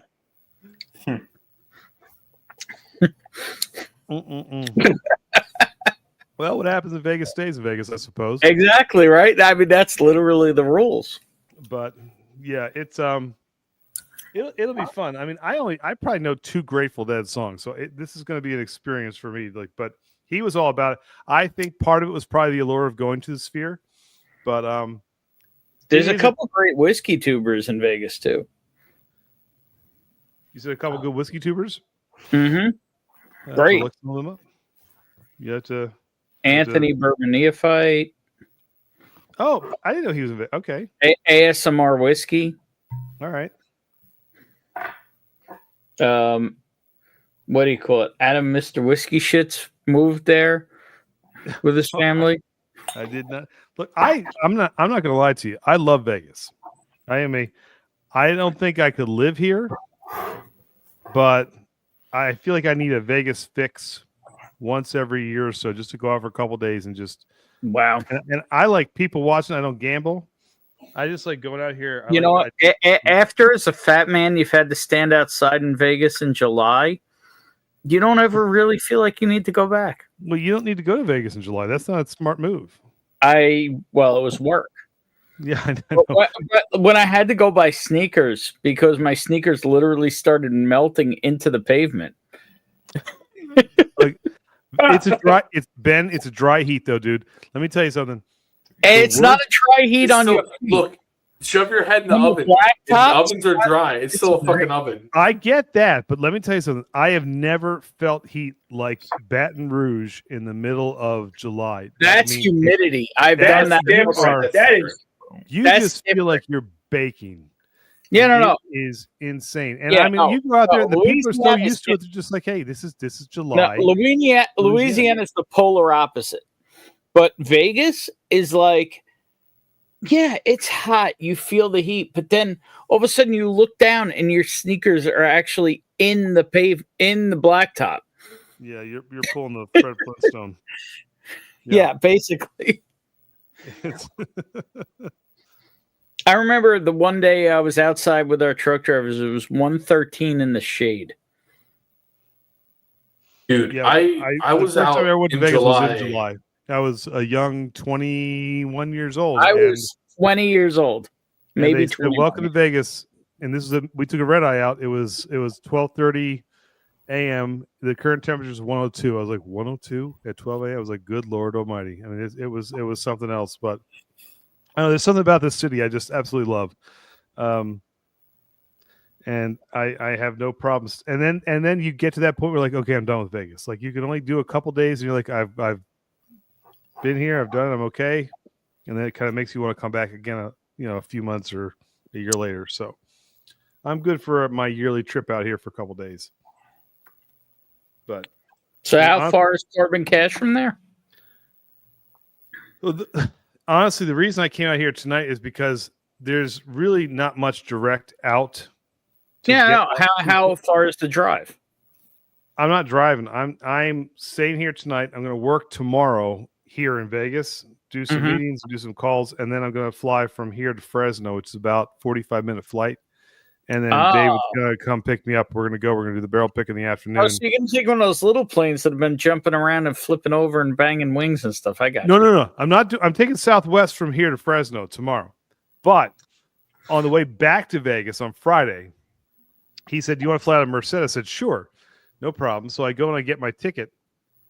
Ben, it asks you to put in your weight for plane distribution because there's only 10 seats. I'm like, well, good Lord Almighty. I was like, I don't know if I want to be on this whole thing.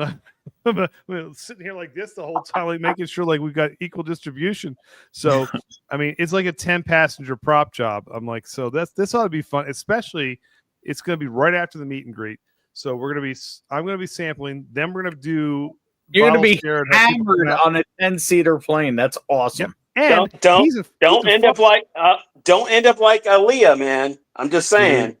Damn. The worst thing is Dave's a farmer. Wow. Time out. Even I didn't say that. All I'm going to say is I've driven like 4 or 5 hours to avoid those kind of planes. Yeah, I'm saying. You can rent a car. Dave was like, "Hey, look, no big deal. We take the plane out." Oh, there's a mic drop moment for you, Frank. Just go. That is a mic drop moment for me. I got to get up in the morning and tell people to fuck off. So you guys have a great Give you better rest of your half night. Tell Jacqueline I said hello, brother. I'll talk to you soon. Absolutely. Take it easy. You too, Later. man. Yeah.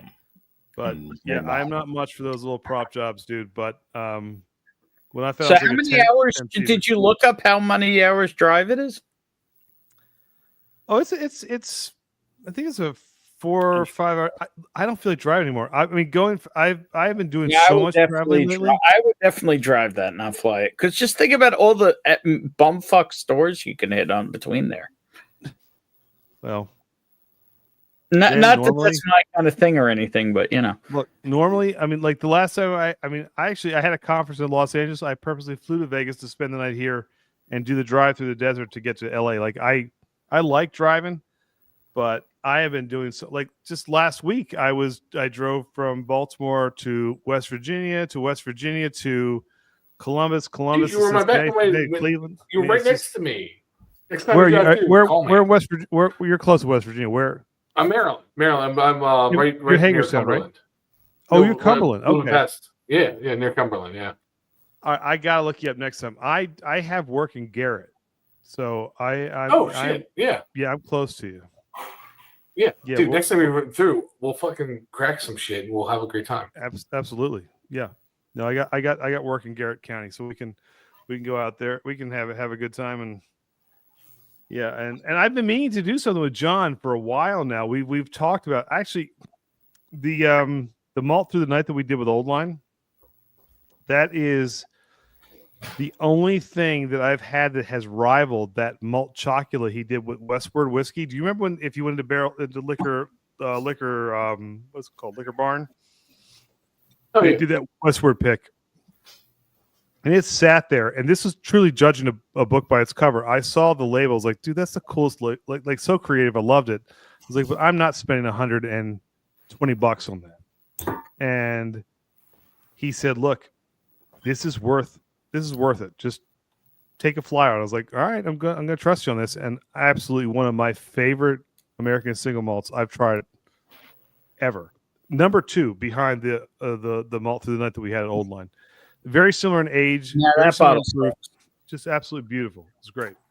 So Malt through the night sucks. I don't know what you're talking about. see, you're back, Ben. That makes me happy. You were giving us too much good news. I was on the fucking pick. I know. It just made me happy. It's like I just wanted to scream welcome back and say thank you. No, it was fun. That actually was that. No, I don't like it at all. I don't have it right freaking here. Have you guys tried any of Westward's American Single Malt? Yeah, it's good. But they're the only other one who I think is doing the American Single Malts really well. So There's one I need to try. I've heard great things about McCarthy's. I have not tried them yet. I've heard I've heard nothing but great things about McCarthy's, but I have not tried them yet. I haven't actually. I'll be honest with you, I haven't either. Not even sure what they are. No, damn it! I guess there's one more pour than that. Go for it. Yeah, I've stayed away from single malts for a long time because of that dustiness on a lot of them. So I mean, like I said, I got into the bourbons, some of the high rye stuff, Pour that, Sandy. cognacs. There you go. Let me put I it up haven't on found you, a Ben. single malt I really, really Put it up on loved. you. So I just want to see the cool label that I made. I don't give a shit about you pouring. I just want to see. See, and Todd gives me all this shit. I make all these goddamn labels too. Like I do all this stuff.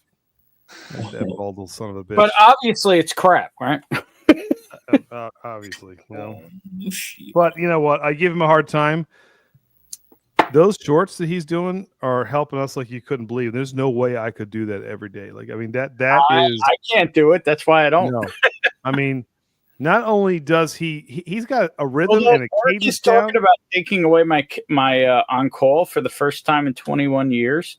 So if they do that, maybe I'll start making shorts because I won't give his him shorts are why I'm here. His shorts, honestly, Andy, that's why I'm here. Like No, I think it's watched great his shorts and I was like, they're fucking awesome. Well, Like- it's reaching a different audience when we're doing, you know, and you guys tell me if I'm wrong on this, but the long format videos serve their purpose, but people's attention spans now they're scrolling. It's 20, 30, 40, 50, if you're lucky, 60 seconds, and then I think the short is the end is the needle, right? Like if you think about like how you penetrate like people's attention span, that's the needle into a longer content, you know. And I think what people are moving to, like me personally, I know like my journey has been, all right, you know, I've tried a lot of stuff off the shelf. Now what I'm looking for is like cool shit that people don't know about. That's not like, hey, look, like even this PFG. Everybody knows that it's out there. Everyone's after it. Everyone kind of wants it, right? Talk about that, but like talk about the shit people don't know about, like the Fordham Lee local distillery, fucking awesome. Like, you know, I think there's so many great bottles on the shelf. Like Cooper and Cask, we talked about it earlier. Like, you know, the Cooper and Cask stuff. Absolutely. It's great That's good shit. stuff from them. It's like those are the ones where, as money gets tight, as your collection gets bigger, you're like, what do I want to invest my money in? And like, do I really want to buy this year's Elijah Craig 18? No, there's no need for it. You know, like I already kind of know what that's going to be. I want something that's going to either rock my world, be completely different, whole different experience that's really cool. And I want to know the history. Like I want to know who's working it. Like the stuff we were talking about earlier with the Still Austin cigar blend. Like what's Nancy doing as a blender? What are you doing from a pick perspective? How are you going to find like going on those experiences? Because to be honest with you, there's not a lot of folks out there that get the experience of picking a barrel. I got very lucky. One of my good friends, Chandler, has been in the whiskey world for decades. I'm doing a pick this year with Four Roses with him, you know, but like most people don't get that kind of exposure. Like I want to see what it's like to do a pick at Jack Daniels. What's it like to do a pick with, like, if you record that, like people want to see that. I do think there's a market for it. You know, and Jarrell, you can talk. You might be able to chime in on this too. But the fun thing about some of the smaller distilleries is that you do get a little bit more of that personal touch when you go out there. Oh yeah, You're right. You're Right, Andy. I've never been on a pick. I'm not saying, Ben, you've been talking a lot. I'm trying to share the floor space here, man. Read the room, all right? But you know, sometimes you work with. He's going. Do that. I didn't kick him out. I just let the record show. It wasn't me this time. You know, sometimes the small distilleries, it is a different experience because it can at times feel like an assembly line. You're a number, even with the picks, as much fun as it can be. I mean, I use, you know, Glens Creek as an example. Or Still Awesome. I went to Still Awesome and I get out of the car and he's playing Pour Some Sugar on Me from Def Leppard.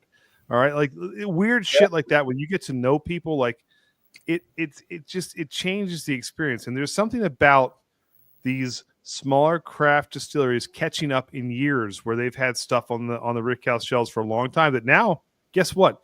It's good.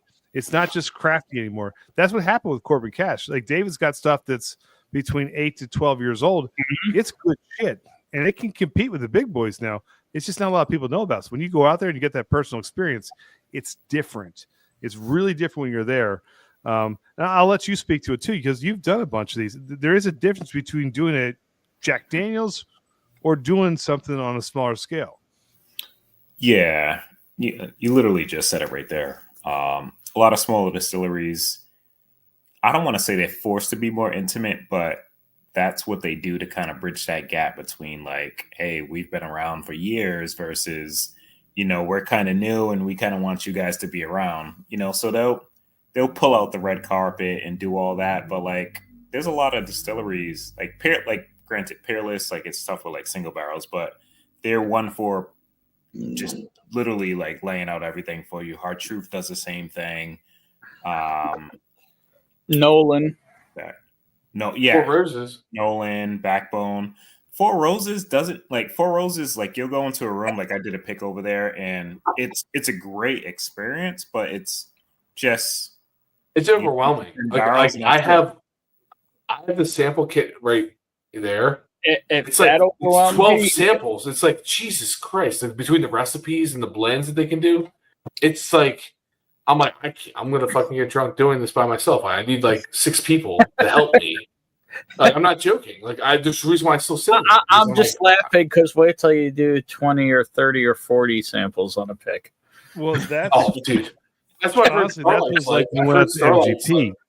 When we were at MGP, I have never experienced the mass quantities of stuff they were throwing at us, and you know, Match Endurance out there. The way it should be. Whiskey. Dusty Dan was out there. Bourbon of the Week. There's a bunch of channels out there. We're out there. I think we tallied up, and we were somewhere around 30 some samples that day. And you go back like, the good thing about having all those people there is picking what you want to win is not easy, but for some reason there was a pretty cohesive unit of saying we don't want these. So eliminating was the quick part. Then when you get down to, all right, we've gotten rid of 20 of these already. Now you're starting to see the opinions go back and forth. But at that point, you're like, do you have palate fatigue? Do I have palate fatigue? Like, is this just too much whiskey? So it just gets interesting. Whereas if you're at a smaller place, sometimes it's like, hey, you may want to try this. Or, hey, let me just let you try this over here. I mean, the rum that I picked from Old Line, literally, I was in there looking for a American single malt and just shooting the shit with the guys, and they happened to be dumping part of that barrel at the time, and as it's pouring out, they're like, try this. I was like, have you sold this yet? And they're like, well, not yet. And I was like, yeah, why don't you hold on to that one for us? It was just that good. So those are the nice perks about the smaller distilleries. And to your point, Gerald, it's almost like you are a voice that they don't have because they're not mass distributed. So they have a footprint in certain states, but because they have online presence, you become that voice that pushes them out. Sometimes it's more advantageous than, you know, trying to do self-promotion through social media outlets. So it's an interesting dynamic with the smaller distilleries. Yeah. Have you guys tried any of the Detling stuff yet? Like I keep hearing great stuff. I had haven't had my Seth hands on the on- bottle. I can't find it anywhere. We But had Seth Seth on a couple Bentley, weeks like, ago. Send me an email. I'll shoot you up them. We have stuff too. We just had Seth Detlin on a couple weeks ago. He's fantastic. He was a good interview. But I mean, my first bottle came from Grave Shot, and it's right here. So I'm happy to share some. Oh, dude! Like, so I mean, like, these are the kind. Like, when you talk about those small distilleries that are like doing it right, I think it's Seth Detlin. I think of like Wood Hat Distilling, what they're doing out there. You know, like what Frey Ranch. Like, I have some Frey Ranch picks back there that are phenomenal. Hit me up. I'll send you some Detlin sample. Yeah, likewise. If there's any samples you want from me, let me know. Whatever. I shot you the email. The email's in chat. Most people have it already. We tried to get them on for a while because I fell in love with Detlin a couple of years ago, and they have really good stuff. They discontinued their bottle bond except for he doesn't want to give out his whiskey. What was that? It's a great show, except for he doesn't want to give out his whiskey. It's coming. Don't worry. We got some stuff planned. I know. In another year, it's going to take a little. Well, there is a pecking order. There's only so much Todd's beautiful. I understand what it is. When you get it, you get it. It's take you. But it's not sold in New York. So when I was in DC, I bought a single barrel. Grave Shot hooked me up with this pick he got from local, and I bought a bottled and bond in Kentucky. Those are my 3 Detlings. He's an interesting guy. Yeah, because he is very dead set on doing things with his vision. His way. And if you're in that vision, great. If not, then he's not gonna lose sleep over it. Where sometimes these distillers are like, okay, yeah, we want to partner up and see what you can do to kind of expand our footprint. And actually, I respect him for that because I think he knows he's got good stuff and he has an idea of how to get rid of it and what he wants to do to push it and promote it. And so, look, this industry is interesting because it's very much a relationship building business where you make contacts, you make friends. And it's that old adage that they tell you, if you make somebody happy, they'll tell 2 people. If you make somebody upset and piss them off, they'll tell 22 people. So you need to kind of do your due diligence and do the right thing. Have you guys ran into, because you're a Maryland like me, if you see up there a Maryland flag, have you guys run into Charis? They typically was a winery, but Charis and Cumberland, Maryland has been doing recently some younger whiskeys using black walnut. And I've been pretty impressed with a 2-year black walnut. Yeah, exactly. So all the barrels are like, they're doing their own barrel creation. They're building their own barrels using black walnut. They're doing their own barrels. Yeah, from their own wood. They made their own cooperage? Yes, yeah. And like it's not old, so it's not bourbon. It's only 2 years. They're calling it their whiskey, right? So they're calling it a whiskey right now. Well, they have to. Walnut. It's not pretty impressive. It's pretty impressive. And that's cool. Next time you're through, I have some black walnut Charis stuff that like those are the kind of like I'm down we should be highlighting and talking about. Like dudes that are doing it right. They're trying to build it. They're trying to make a brand. Like, look, is it the best out there? No, but it's a $30 bottle. You know what I mean? $28.99 MSRP. I think that's the stuff too that people are starting. Here's my opinion on. Imagine you go through there and find a honey. Imagine 21090 goes through there and finds a honey barrel of a 2-year. Well, you know what's crazy is Charis also owns I don't remember what it's called, like a sugar plant for maple. They do maple syrup. So like they're gonna do a maple syrup finished whiskey. They're gonna be doing some cool shit. And I'm like, you know what? Like these guys are local. Like Fordham Lee, local, Maryland. Like these are small guys that are trying to take their brand and build it. And we have to be there when they're young and small because that's the only way we're gonna get some other cool shit out there. Well, I see. This is the kind of stuff that I totally dig, though. If I'm being very transparent, craft beer went through this about 5 years ago. A touch before COVID hit, when there was like, what was it, like 7,000 craft distilleries that had taken over your local pub. That was your local pub. You went there because you had no chance of getting on a shelf anywhere other than your local store. So you became a local pub, but people who were looking for something different were looking for that next beer that they could find somewhere else. But it got so flooded it eventually tanked itself because there was just too many replicas and you couldn't find anything unique. Whiskey, I feel, went through the same phase where it went from whiskey's in vogue again, let's all go get whiskey, to now it's the hunt. Now it's allocation, like go out and grab something that's way too expensive. And then when in there, but that's the black walnut rye. That's even like a little, but that's I don't know if I can get it. Yeah, but then when you got to the point where it was just over exaggerated. There we go. It was just black too walnut much. Rye. People were tired of paying for all that money for allocated bottles. Craft distilleries started catching up in years and doing good stuff. And next thing you know, it was like, hey, now this is what we want to do. So, Kings County's another one. There's another one that's good. Kings County, yeah. I keep it's that's not one of Maryland. my picks. Yeah. Yeah. Say what you want. Benjamin's got a damn good palate. He knows his shit. So I try to help. I don't have a great palate. I have an okay palate. You know what? I love your humility every now and then, Ben. It makes me smile. So what? I am 100% aware of how much I suck. It's fine. Dude, everything is subjective. I mean, that's the thing. I mean, I live by the adage that if you're making 100% of the people happy, you're doing something wrong. It just does not work that way. If you're making 100% of people happy, you're just fake. Yeah. So you know what? You be authentic to who you are, what you pick, what you like, and the rest will kind of play itself out. I mean, that's just the way it goes. Yeah. I mean, look, we have. I mean, this guy likes me. I don't know why, but he does. Well, see, there you go.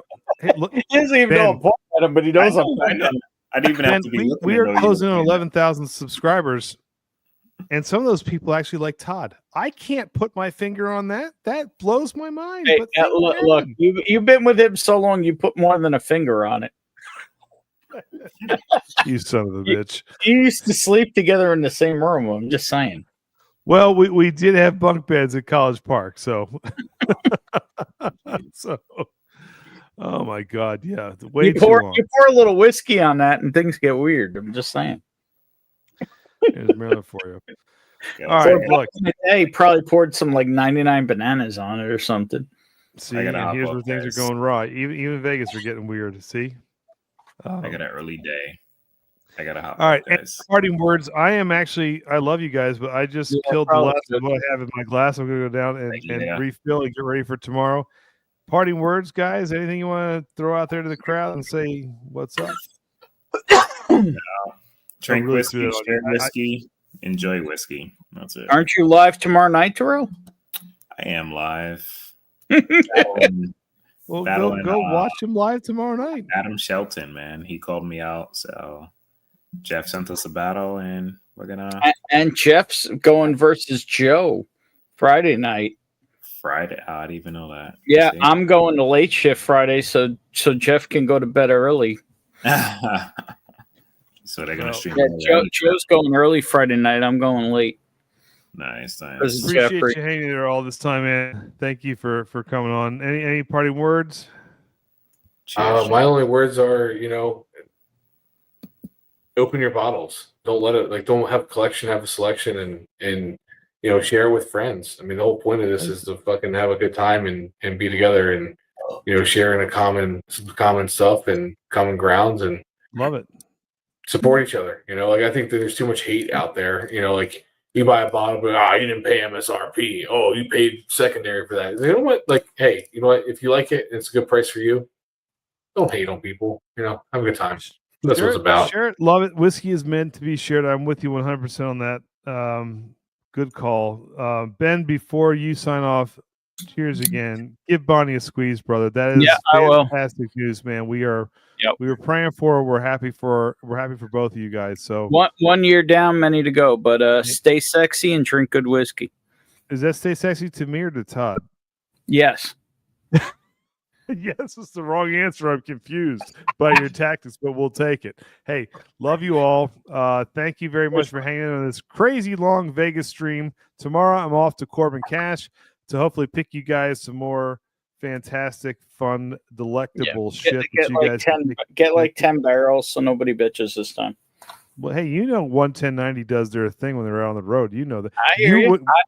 I didn't get a barrel, but I got like 2 samples. Ben, I got to tell you just before we sign off, when you texted that to Todd and it pissed him off, I had without you and I even collaborating, I had texted him that I put 11090 strikes again, and it was just like the double dagger. It was you two brute, like bam, like put in the knife and just twist her a little bit. So I was like, well, I just found out tonight he's on a second marriage. I didn't know that. That explains a lot. Well, Todd's sexy enough. He could marry like 5, 10, 6, 7. He could have I didn't know that. That explains why he acts like. Todd should be in polygamy because there's so many women that are just pouring over him. It doesn't really. I mean, there's not enough room on the altar to get married to Todd. So, no, he's a good dude. I can't help you with the bald thing. Look, there's plenty of ladies who are into it. I can't help you with it. I couldn't do without him. I mean, honestly, I feel like 21090 sinks if one of us just couldn't do what we do. We each have our strengths and weaknesses, and that is why it works. And just pick a couple bangers, and hopefully, I'll get a bottle of the bourbon this time. We'll take care of you, Ben. We always do. I thanks to generous people in the community, I got plenty of sample of the bourbon, and I have the rye, so it's all good. No, it's all good. Anything? But I still broke Todd's balls incessantly for not making one piece. But anyway. Well, look, I don't want you to stop doing what works. I mean, if there's a formula, like keep going, Ben. There's no reason to break away from it. But now we'll pick some good shit tomorrow. I'm excited. You guys are the best. Let's take you out with Todd singing something. Let's see if he can sing. Here we go. Here's Todd singing, and we'll let you all go. Good night, guys. Take a bottle, shake it up. I'm not doing